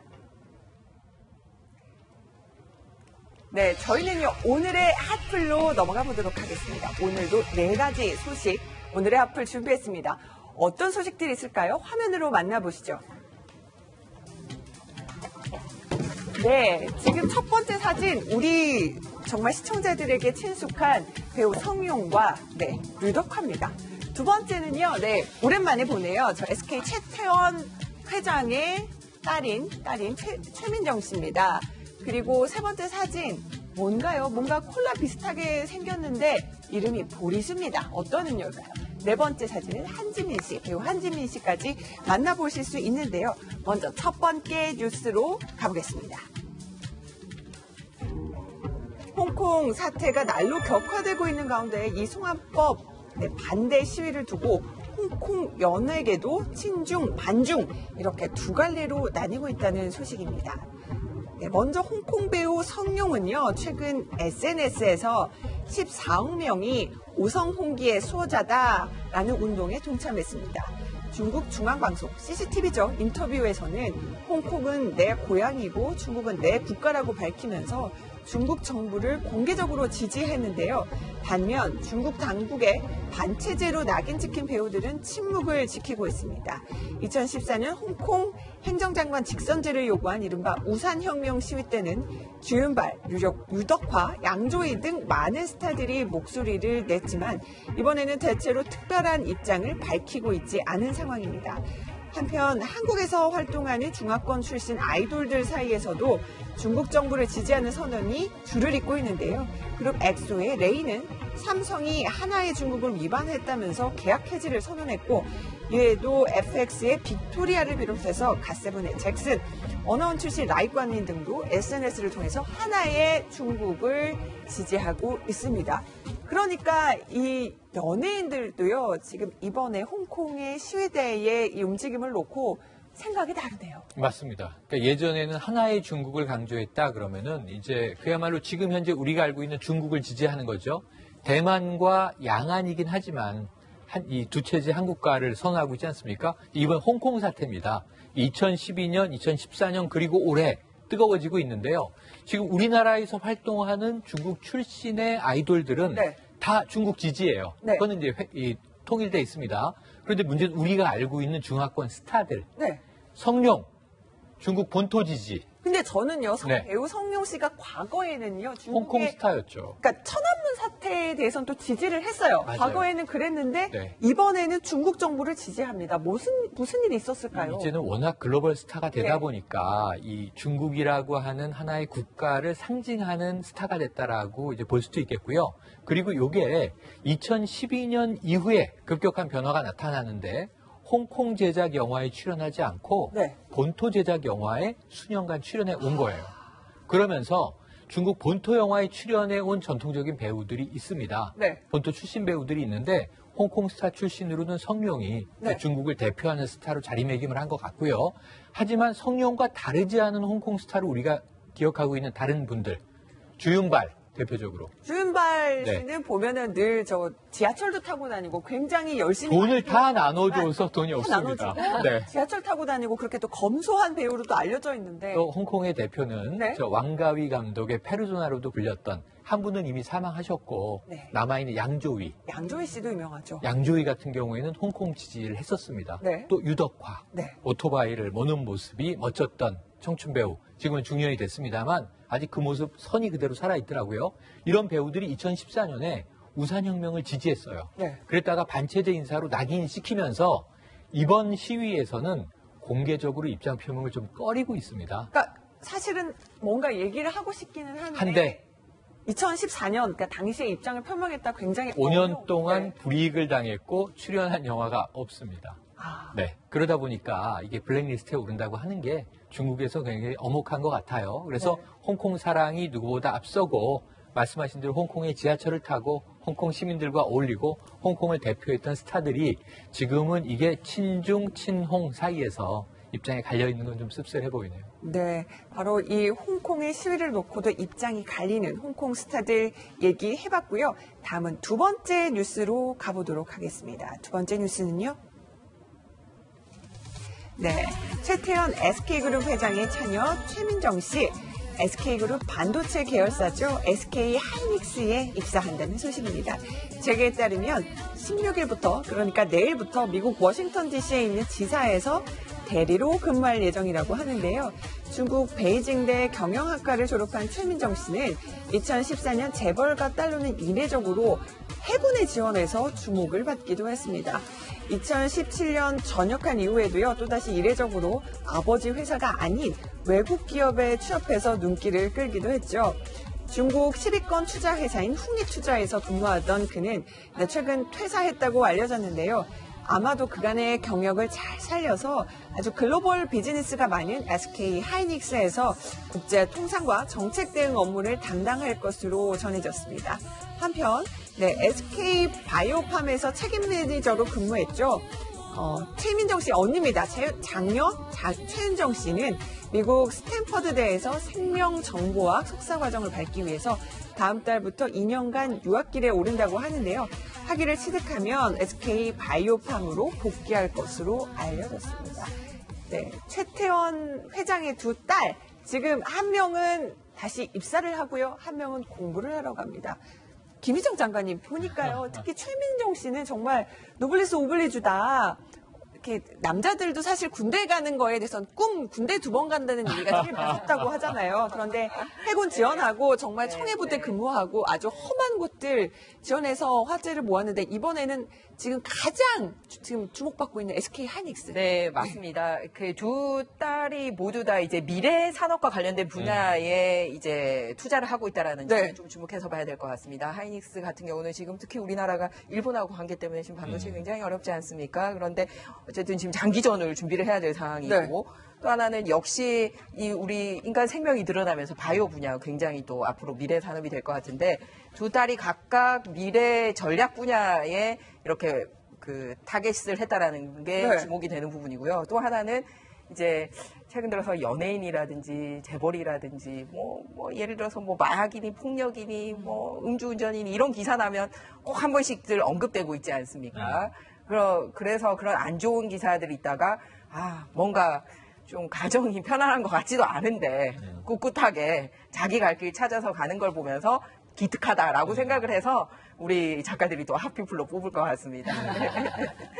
아니 보면은요 허나 소장님 아무래도 최민정 씨는요 이제까지는 아버지 회사 안 가고 뭐 대학 다닐 때도 정말 부잣집 딸인데 본인이 굉장히 아르바이트도 많이 하고 자력갱생이라고 해야 되나요? 굉장히 스스로 했고 또 일도 항상 그 SK가 아니라 다른 쪽에서 일을 하다가 이제 드디어 아버지 회사에 들어오게 됐는데 물론 근무는 미국 워싱턴 DC라고 하네요. 그런데 이분이 지금 들어오는 게 어떤 브랜드 이미지도 도움이 될 것 같다.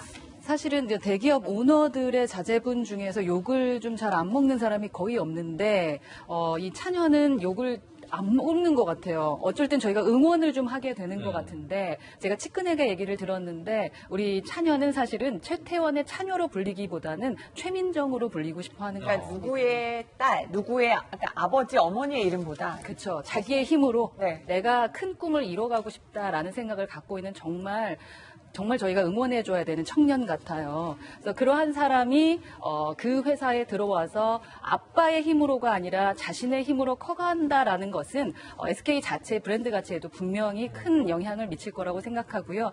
지식이 많은 사람보다는 그 지식을 때와 장소에 맞게 운용하는 지혜로운 리더가 필요한 시점이잖아요. 그렇게 지혜로운 리더로 좀 커줬으면 좋겠습니다. 네, 지금까지 걸어온 길은 정말 뭔가 책임감을 갖고 훌륭하게 잘 걸어왔는데 아마 좀 많은 분들이 기대하고 계실 텐데 좀 실망시키지 않는 모습을 보여주길 또 많은 분들이 기대하시지 않을까 싶습니다. 다음은요, 세 번째 핫플 뉴스로 넘어가 보도록 하겠습니다. 세 번째 주인공은요, 사람이 아니라 있는 겁니다. 먼저 볼게요.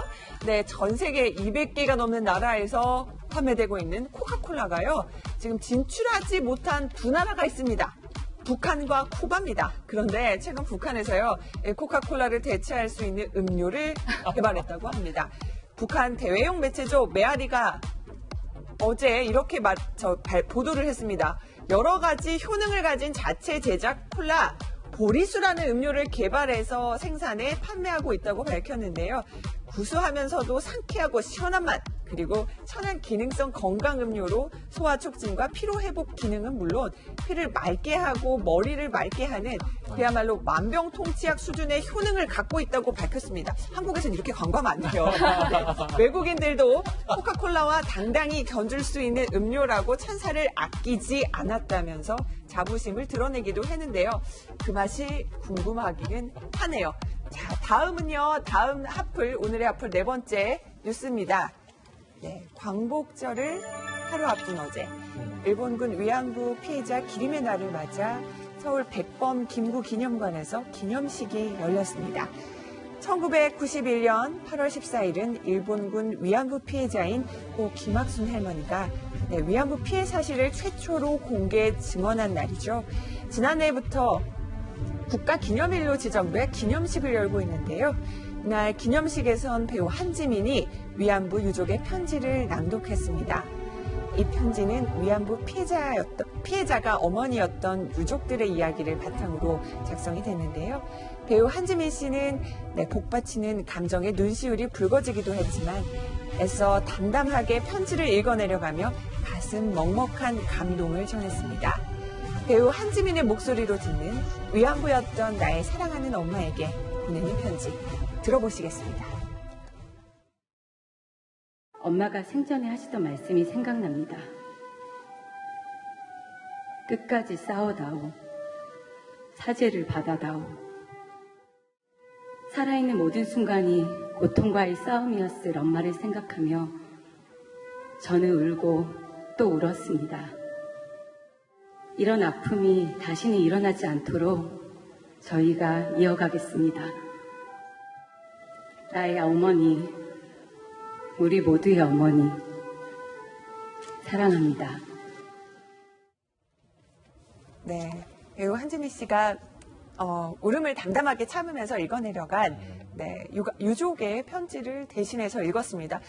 김희정 의원님 또 여가부 장관, 여성부 장관 지내셨기 때문에 이 행사 보면서 또 감회가 남다르실 것 같아요. 네, 이제 법이 통과되어서 그동안 민간이 하던 기념일을 국가 이제 기념일로 하게 되었고 왜 8월 14일이냐면 91년에 정말 김학순 할머니께서 용기를 내서 일본이 8.15를 앞두고 망언을 하는 거를 참다 보다 못해서 내가 이런 일을 겪었다라고 해서 증언한 날이 8월 14일입니다. 그래서 근데 정말 너무 안타깝게도 그때부터 이제 다음 증언들이 잇따랐는데 238분이 이제 등록을 하셨어요. 근데 지금 20분밖에 안 살아 계십니다. 이제 평균 나이가 90이 넘으셨어요. 그런데 제가 여기서 우리가 앞으로 좀 했으면 하는 부분이 있는데 뭐냐면 우리가 흔히 위안부 피해자 할머니라고 얘기를 하잖아요. 그러니까 지금 우리가 보면은 그분들이 할머니예요. 그런데 일본군들에게 끌려갔을 때는 10대 나이였다는 거예요. 그러니까 얼마나 몹쓸 짓을 했는지, 물론 뭐 할머니한테 끌고 가도 나쁜 짓이긴 하지만 그래도 인생을 다 겪고 난 다음에 험한 일을 한 게 아니라 정말 아무것도 모르는 그 요즘 왜 우리가 이렇게 나쁜 사건 사고 얘기할 때도 청소년 대상 범죄는 더 과중하게 보지 않습니까? 그래서 이 할머니들이 정말 10대 때 인권 유린을 당했었다라는 거를 말씀드리고 싶고요. 그런데 두 번째는 이 할머님들이 그런 평생 피해자로 살았느냐? 그런 게 아니라 정말 용기를 내고 증언하는 순간 우리도 못한 그런 그 인류에 공헌하는 일을 하신 거예요. 왜냐하면 이렇게 평화가 없어지고 할 때는 어떤 일을 인류가 겪을 수 있는지에 대해서 본인들이 증언을 하시고 새로운 사회 운동가가 되신 거죠. 그러니까 내가 피해자였다라고 증언하는 자체가 우리 인류 역사에 있어서 중요한 사회 운동가의 길로 접어드신 그런 훌륭한 일을 하신 분들이다라는 말씀을 드리고 싶고요. 또 하나는 우리가 일본에게 원하는 게 크게 세 가지예요. 인정하고 사죄하고 교육하라라는 거거든요. 그런데 사실 우리도 보면 제대로 된 교육을 안 하고 있는 경우가 있어요. 그래서 보면 제가 여성가족부 있을 때 초등학교, 중학교, 고등학교용으로 정말 이 전문가들이 만든 교과서가 있으니까 학교에서 이거 가지고 좀 교육도 하시고 만약에 우리 학교가 그런 교육을 하는 학교가 아닐 경우에는 이 역사가 들어가셔서 책과 또 동영상 교재가 있으니까 제대로 알고 전 세계에 알려나갔으면 하는 바람입니다. 지금 오늘 광복절을 앞두고 오늘 김희정 의원님 굉장히 많이 준비해 오셨어요. 그 일본군 위안부 피해 바로 알기 관련돼서 이 책자까지 가져오시면서 오늘 어떻게 했으면 좋겠는지 또 설명을 해 주셨습니다. 배우 한지민 씨 얘기를 더 해보다 보면은 누가 이제 읽는지도 관심이 모아졌는데 최근에 이제 그 김복동이라는 영화가 있는데 관련해서도 나레이션을 배우 한지민 씨가 했다고 해요. 그러니까 그런 여러 가지 인연 때문에 또 어제 방독을 또 맡았고요. 유족들의 여러 가지 사연들을 또 담은 편지라고 하더라고요. 그렇죠. 그 메시지를 전달할 때 누가 어떤 상징적 의미를 가지고 어떻게 전달하느냐가 상당히 큰 힘을 발휘합니다. 한지민 씨가 딱 적당하지 않았나라는 생각이 들고 어제 볼 때도 눈물이 나던데 지금 또 한지민 씨가 읽어 내려가는 그 낭독을 들으면서 또 한 번 눈물이 나게 되는 것 같아요. 그것은 바로 우리 엄마들의 이야기이기 때문이지 않을까라는 생각이 듭니다. 지금 우리 어머니들도 아까 말씀하셨던 것처럼 처녀, 아주 어렸던 아기일 때도 있었고 또 청소년일 때도 있었고 그때 그렇게 상처받았던 엄마에 대해서 가끔은 미웠다라는 이야기 그런데 그걸 후회한다라는 그 딸의 이야기를 들을 때 그 위안부 할머님들, 우리 언니들이 어떤 생각을 하실지에 대한 생각마저 들고 또 한 번 우리 어머님들에 대한 생각도 다시 한번 하게 되는 것 같습니다. 네. 저희가 이제 잠시 뒤에 문재인 대통령 오늘 광복절 경축식에서 어떤 메시지를 내놓을지 잠시 후 보여드릴 예정인데요. 김영주 의원님, 이번에는 그 경축식이요. 열리는 곳이 특별합니다. 충남 천안이 독립기념관이라고 하는데요. 독립기념관에서 열리는 것이 저도 몰랐어요. 근데 14년 만이라고 하더라고요. 그런 의미도 있는 것 같습니다. 아무래도 이제 그동안에 뭐 서울의 세종문화회관이나 그런 곳에서 많이 열렸을 텐데 이번엔 특히 이제 그 천안이 갖고 있는 그 상징성이 있습니다. 이건순 열사의 아운해장터의 그런 어떤 역사성 그리고 특히 그 지역이 상당히 항일운동에서도 상당히 많은 중심지가 되었기 때문에 또 그런 의미에서 다시 한번 그런 어떤 항일운동을 기억하는 좀 과거의 메시지는 그야말로 어떤 그 광복절의 어떤 담담함과 미래지향적이라면 올해는 조금 더 일본과 관련해서 그런 부분이 있기 때문에 저장소를 하지 않았겠나 그렇게 생각이 듭니다. 지금 보면은 독립유공자 포상이 진행이 되고 있는데요. 이제 마지막 분에 대한 지금 포상이 진행되고 있는 것으로 보이는데 문재인 대통령이 오늘 메시지 어떤 메시지를 갖고 나왔을지 굉장히 관심이 쏠리고 있습니다. 두루마기의 복장으로 뭔가 오늘 어떤 우리 민족을 좀 강조하는 이미지의 그런 의상을 입고 오늘 광복절 지금 메시지를 준비한 자랑스러운 것으로 수상자분들이 보입니다. 국민 여러분께 인사를 드리겠습니다. 국민 여러분께 인사. 오늘 저희가 광복절 경축식 현장을 보여드리면서 잠시 후 진행될 문재인 대통령의 광복절 메시지를 저희가 조만간 잠시 뒤에 들어보도록 하겠습니다.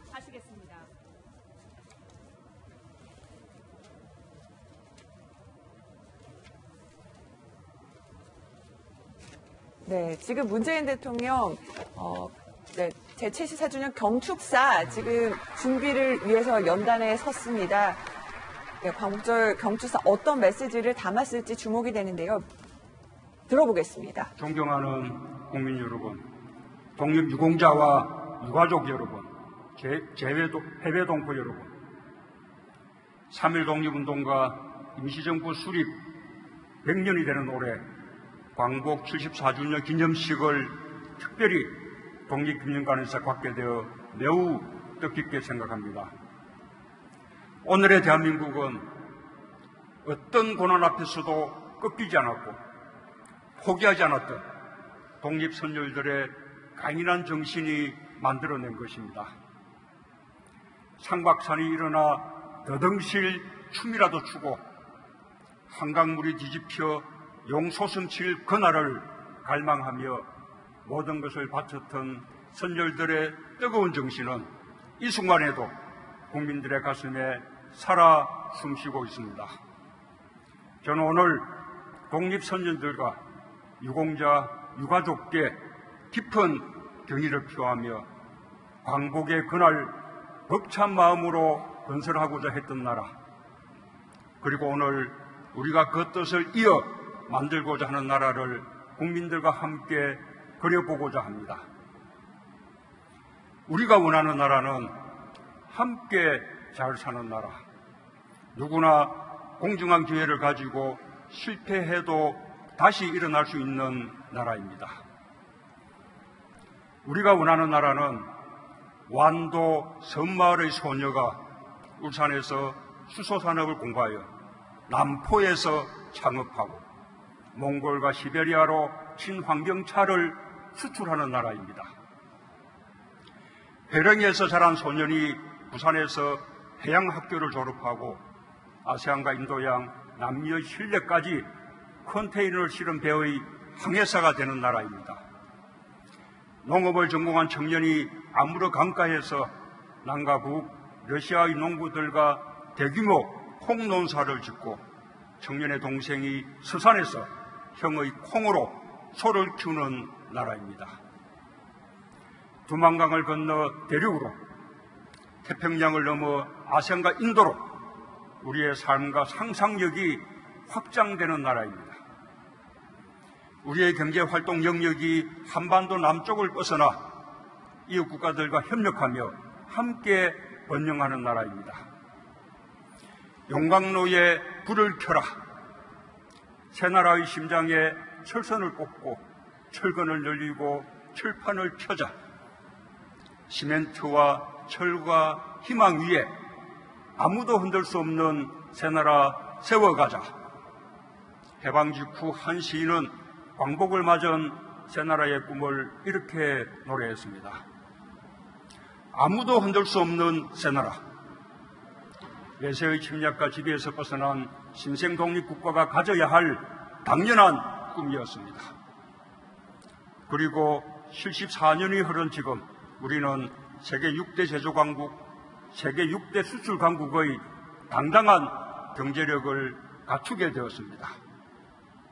국민소득 3반불 시대를 열었고 김구 선생이 소원했던 문화국가의 꿈도 이루어가고 있습니다. 그러나 아무도 흔들 수 없는 나라는 아직 이루지 못했습니다. 아직도 우리가 충분히 강하지 않기 때문이며 아직도 우리가 분단되어 있기 때문입니다. 저는 오늘 어떤 위기에도 의연하게 대처해온 국민들을 떠올리며 우리가 만들고 싶은 나라, 아무도 흔들 수 없는 나라를 다시 다짐합니다.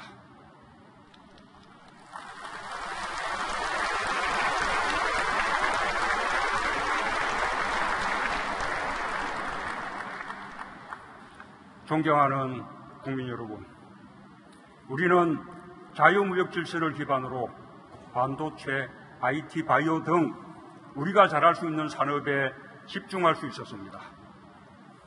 국제 분업 체계 속에서 어느 나라나 자신의 강점을 앞세워 성공을 꿈꿀 수 있었습니다. 근대화의 과정에서 뒤처졌던 동아시아는 분업과 협업으로 다시 경제 발전을 이루었습니다. 세계는 동아시아의 기적이라고 불렀습니다.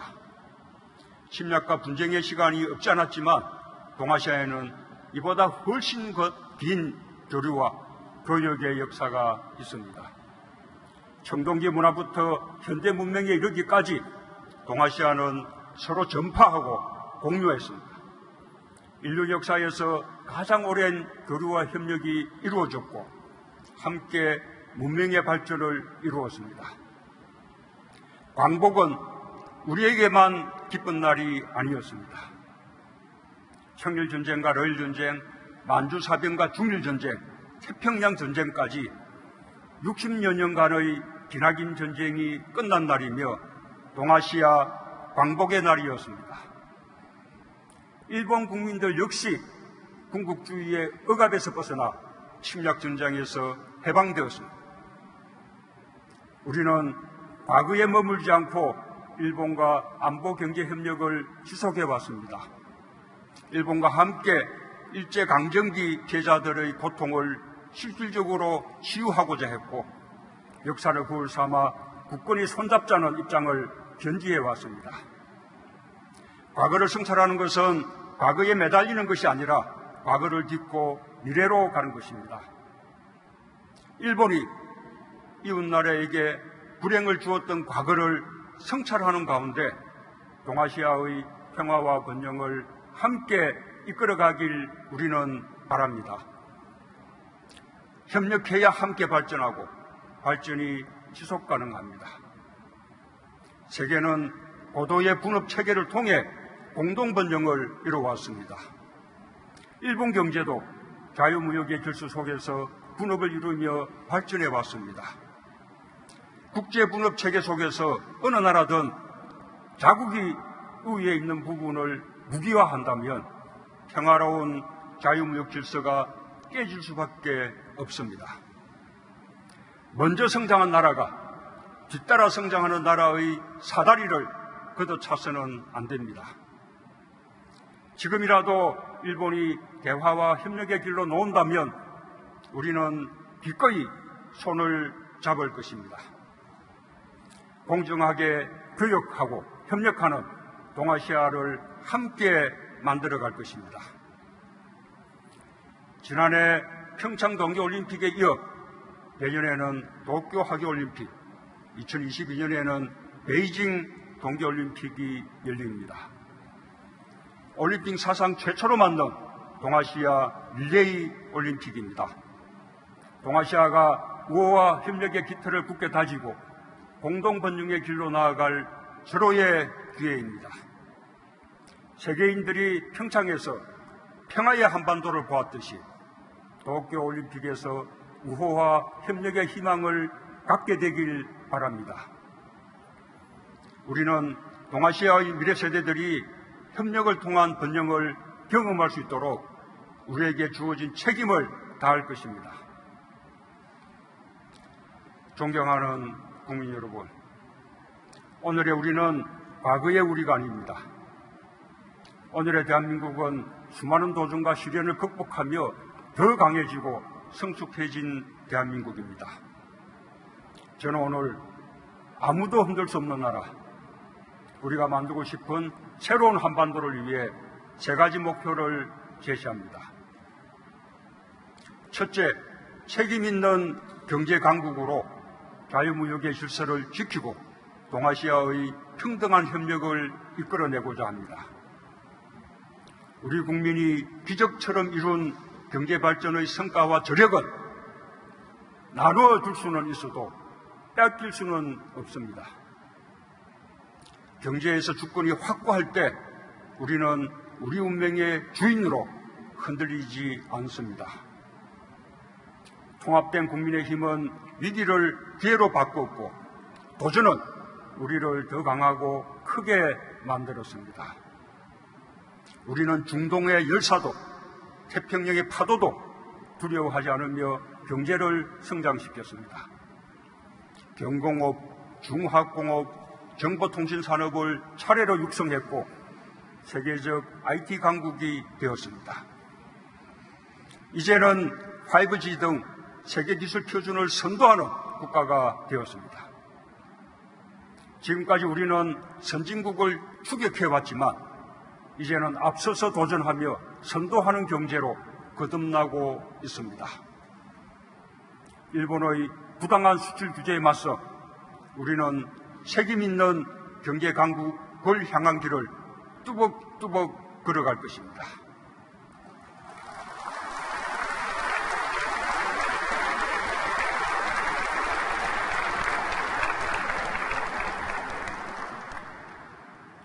우리 경제 구조를 포용과 상생의 생태계로 변화시키겠습니다. 대중소기업과 노사의 상생 협력으로 소재 부품, 장비 산업의 경쟁력 강화에 힘을 쏟겠습니다. 과학자와 기술자의 도전을 응원하고 실패를 존중하며 누구도 흔들 수 없는 경제를 만들겠습니다.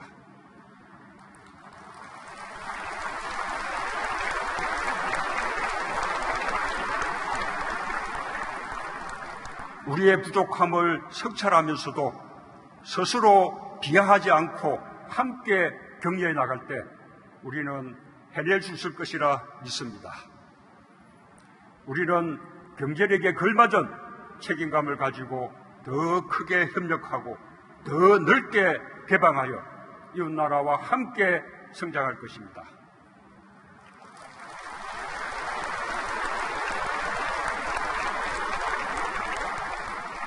둘째, 대륙과 해양을 아우르며 평화와 번영을 선도하는 교란 국가가 되고자 합니다.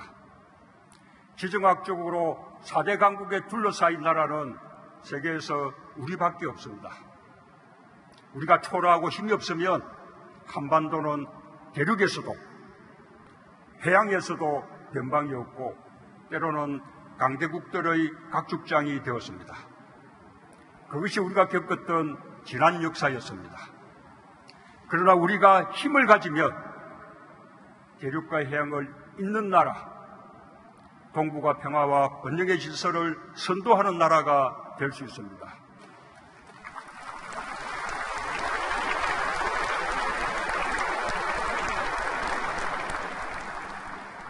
우리는 지정학적 위치를 우리의 강점으로 바꿔야 합니다. 더 이상 남에게 휘둘리지 않고 주도해 나간다는 뚜렷한 목표를 가져야 합니다. 일찍이 임시정부의 조소왕 선생은 사람과 사람, 민족과 민족, 국가와 국가 사이의 균등을 주창했습니다. 평화와 번영을 향한 우리의 기본 정신입니다. 우리 국민이 일본의 경제 보복에 성숙하게 대응하는 것 역시 우리 경제를 지켜내고자 의지를 모으면서도 두 나라 국민들 사이에 우호가 훼손되지 않기를 바라는 수준 높은 국민의식이 있기 때문입니다. 우리 정부가 추진하는 사람 중심 상생번영의 평화공동체는 우리부터 시작해 한반도 전체와 동아시아, 나아가 세계의 평화와 번영으로 확장하자는 것입니다. 신북방 정책은 대륙을 향해 달려가는 우리의 포부입니다. 중국과 러시아뿐 아니라 중앙아시아와 유럽으로 협력의 기반을 넓히고 동북아시아 철도 공동체로 다자협력, 다자안보에 초석을 놓을 것입니다. 신남방 정책은 해양을 향해 달려가는 우리의 포부입니다. 아세안 및 인도와의 관계를 주변 주요국들 수준으로 격상시키고 공동번영의 협력관계로 발전시켜 나갈 것입니다. 올해 11월에는 한아세안 특별정상회의와 한메콩 정상회의가 부산에서 열립니다. 아세안 및 메콩 국가들과 획기적인 관계 발전의 이정표가 될 것입니다. 남과 북 사이 끊긴 철도와 도로를 잇는 일은 동아시아의 평화와 번영을 선도하는 교란국가로 가는 첫걸음입니다.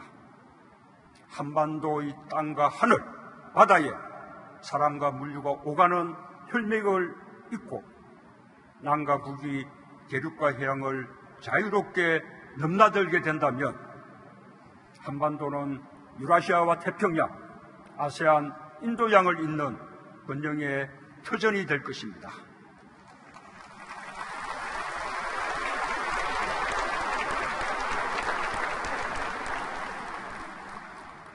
아시아 공동체는 어느 한 국가가 주도하는 공동체가 아니라 평등한 국가들의 다양한 협력이 꼽히는 공동체가 될 것입니다.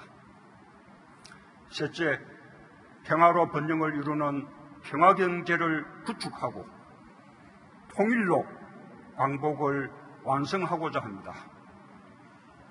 분단체제를 극복하여 결여의 에너지를 미래 번영의 동력으로 성화시켜야 합니다.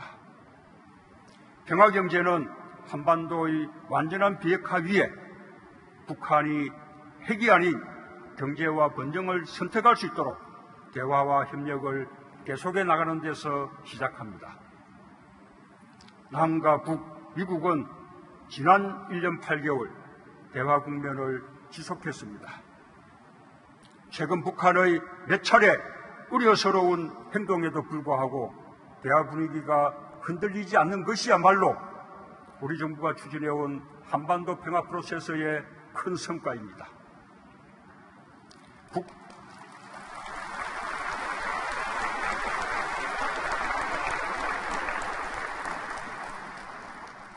북한의 도발 한 번에 한반도가 요동치듯 그 이전의 상황과 분명하게 달라졌습니다. 여전히 대결을 부추기는 세력이 국내외에 적지 않지만 우리 국민들의 평화에 대한 간절한 열망이 있었기에 여기까지 올 수 있었습니다. 지난 6월 말의 판문점 회동 이후 3차 북미 정상회담을 위한 북미 간의 실무 협상이 모색되고 있습니다. 아마도 한반도의 비핵화와 평화 구축을 위한 전체 과정에서 가장 중대한 고비가 될 것입니다. 남북미 모두 북미 간의 실무 협상 조기 개최에 집중해야 할 때입니다. 불만스러운 점이 있다 하더라도 대화의 판을 깨거나 장벽을 쳐 대화를 어렵게 하는 일은 결코 바람직하지 않습니다. 불만이 있다면 그 역시 대화의 장에서 문제를 제기하고 논의할 일입니다. 국민들께서도 대화의 마지막 고비를 넘을 수 있도록 힘을 모아주시기 바랍니다.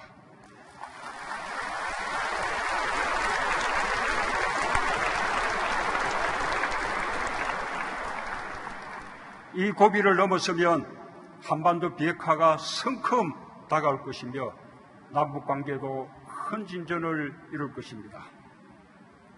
경제협력이 속도를 내고 평화경제가 시작되면 언젠가 자연스럽게 통일이 우리 앞의 현실이 될 것입니다. IMF는 한국이 4차 산업혁명을 선도하며 2024년경 1인당 국민소득 4만 불을 돌파할 것으로 추정하고 있습니다. 여기에 남과 북의 역량을 합친다면 각자의 체제를 유지하면서도 8천만 단일 시장을 만들 수 있습니다. 한반도가 통일까지 된다면 세계 경제 6위권이 될 것이라 전망하고 있습니다.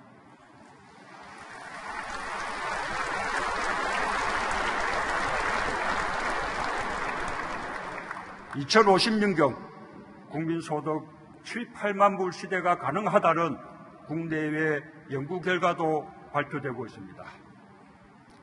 평화와 통일로 인한 경제적 이익이 매우 클 것이라는 점은 분명합니다. 남과 북의 기업들에게도 새로운 시장과 기회가 열립니다. 남과 북 모두 막대한 국방비뿐 아니라 코리아 디스카운트라는 무형의 분담 비용을 줄일 수 있습니다. 지금 우리가 겪고 있는 저성장, 저출산 고령화의 해답도 찾게 될 것입니다.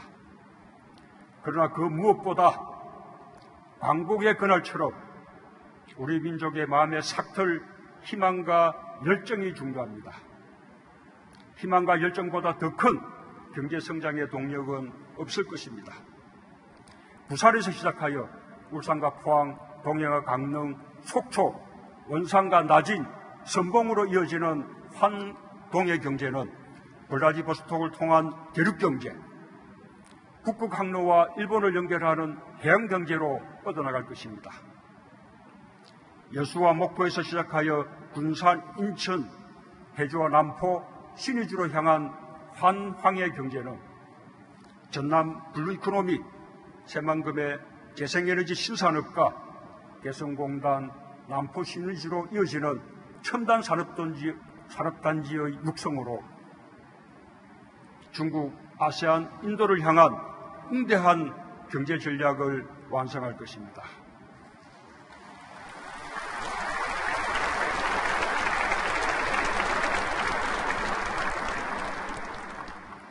북한도 경제건설 총노선으로 국가정책을 전환했고 시장경제의 도입이 이루어지고 있습니다. 국제사회도 북한의 핵을 포기하며 경제성장을 돕겠다 약속하고 있습니다. 북한을 일방적으로 돕자는 것이 아닙니다.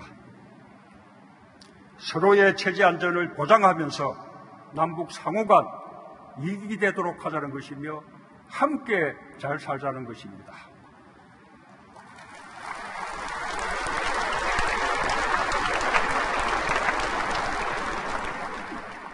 세계 경제 발전에 남북이 함께 이바지하자는 것입니다. 평화 경제를 통해 우리 경제의 신성장 동력을 만들겠습니다. 우리의 역량을 더 이상 분단에 소모할 수 없습니다. 평화 경제에 우리가 가진 모든 것을 쏟아부어 새로운 한반도의 문을 활짝 열겠습니다. 남과 북이 손잡고 한반도의 운명을 주도하려는 의지를 가진다면 가능한 일입니다. 분단을 극복해낼 때 비로소 우리의 강복은 완성되고 아무도 흔들 수 없는 나라가 될 것입니다.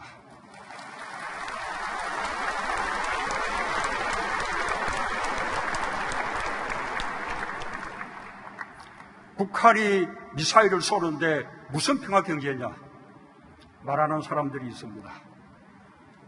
그러나 우리는 보다 강력한 방위력을 보유하고 있습니다. 우리는 예의주시하며 한반도의 긴장이 높아지지 않도록 관리에 만전을 기하고 있지만 그 역시 궁극의 목표는 대결이 아니라 대화에 있습니다. 미국이 북한과 동조 없이 대화를 계속하고 일본 역시 북한과 대화를 추진하고 있는 현실을 직시하기 바랍니다.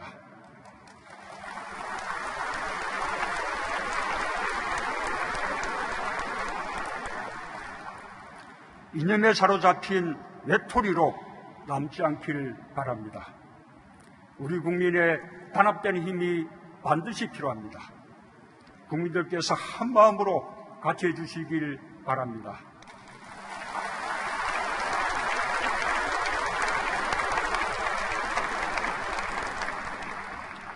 존경하는 국민 여러분, 독립유공자와 유가족 여러분, 해외 동포 여러분, 저는 오늘 광복절을 맞아 임기 내에 비핵화와 평화체제를 확고히 하겠다고 다짐합니다.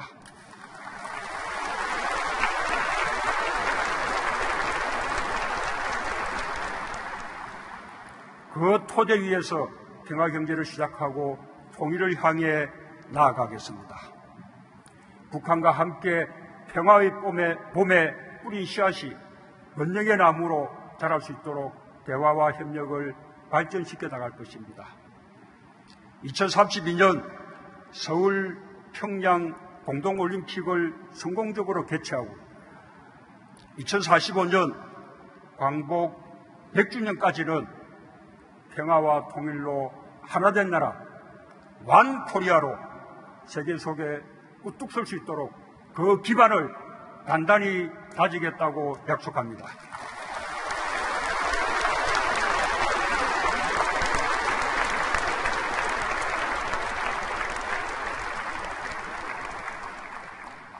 임시정부가 대한민국이라는 국호와 함께 민주공화국을 선포한 지 100년이 되었습니다.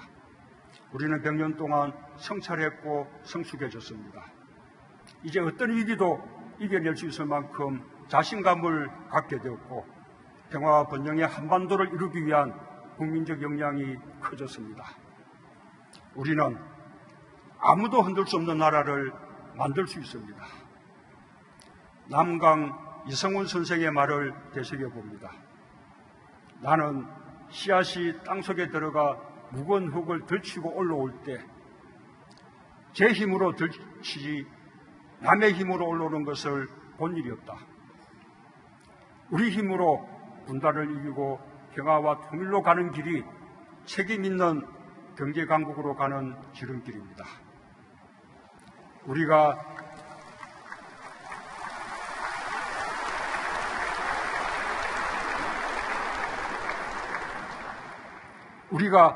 일본을 뛰어넘는 길이고 일본을 동아시아 협력의 질서로 이끄는 길입니다. 한반도와 동아시아, 세계의 평화와 번영을 이끄는 새로운 한반도가 우리를 기다리고 있습니다.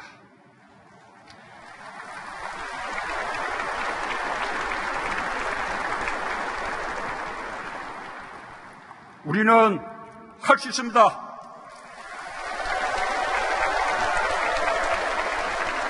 감사합니다.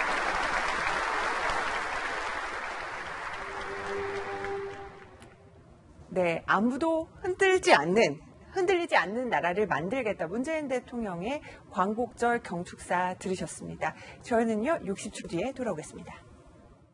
네, 74주년 광복절을 맞아서 문재인 대통령의 그 광복절 메시지까지 전해드렸습니다. 돌직구쇼 여기까지고요. 내일도 오전 9시 20분 시청자 여러분 찾아뵙도록 하겠습니다. 시청해주셔서 고맙습니다.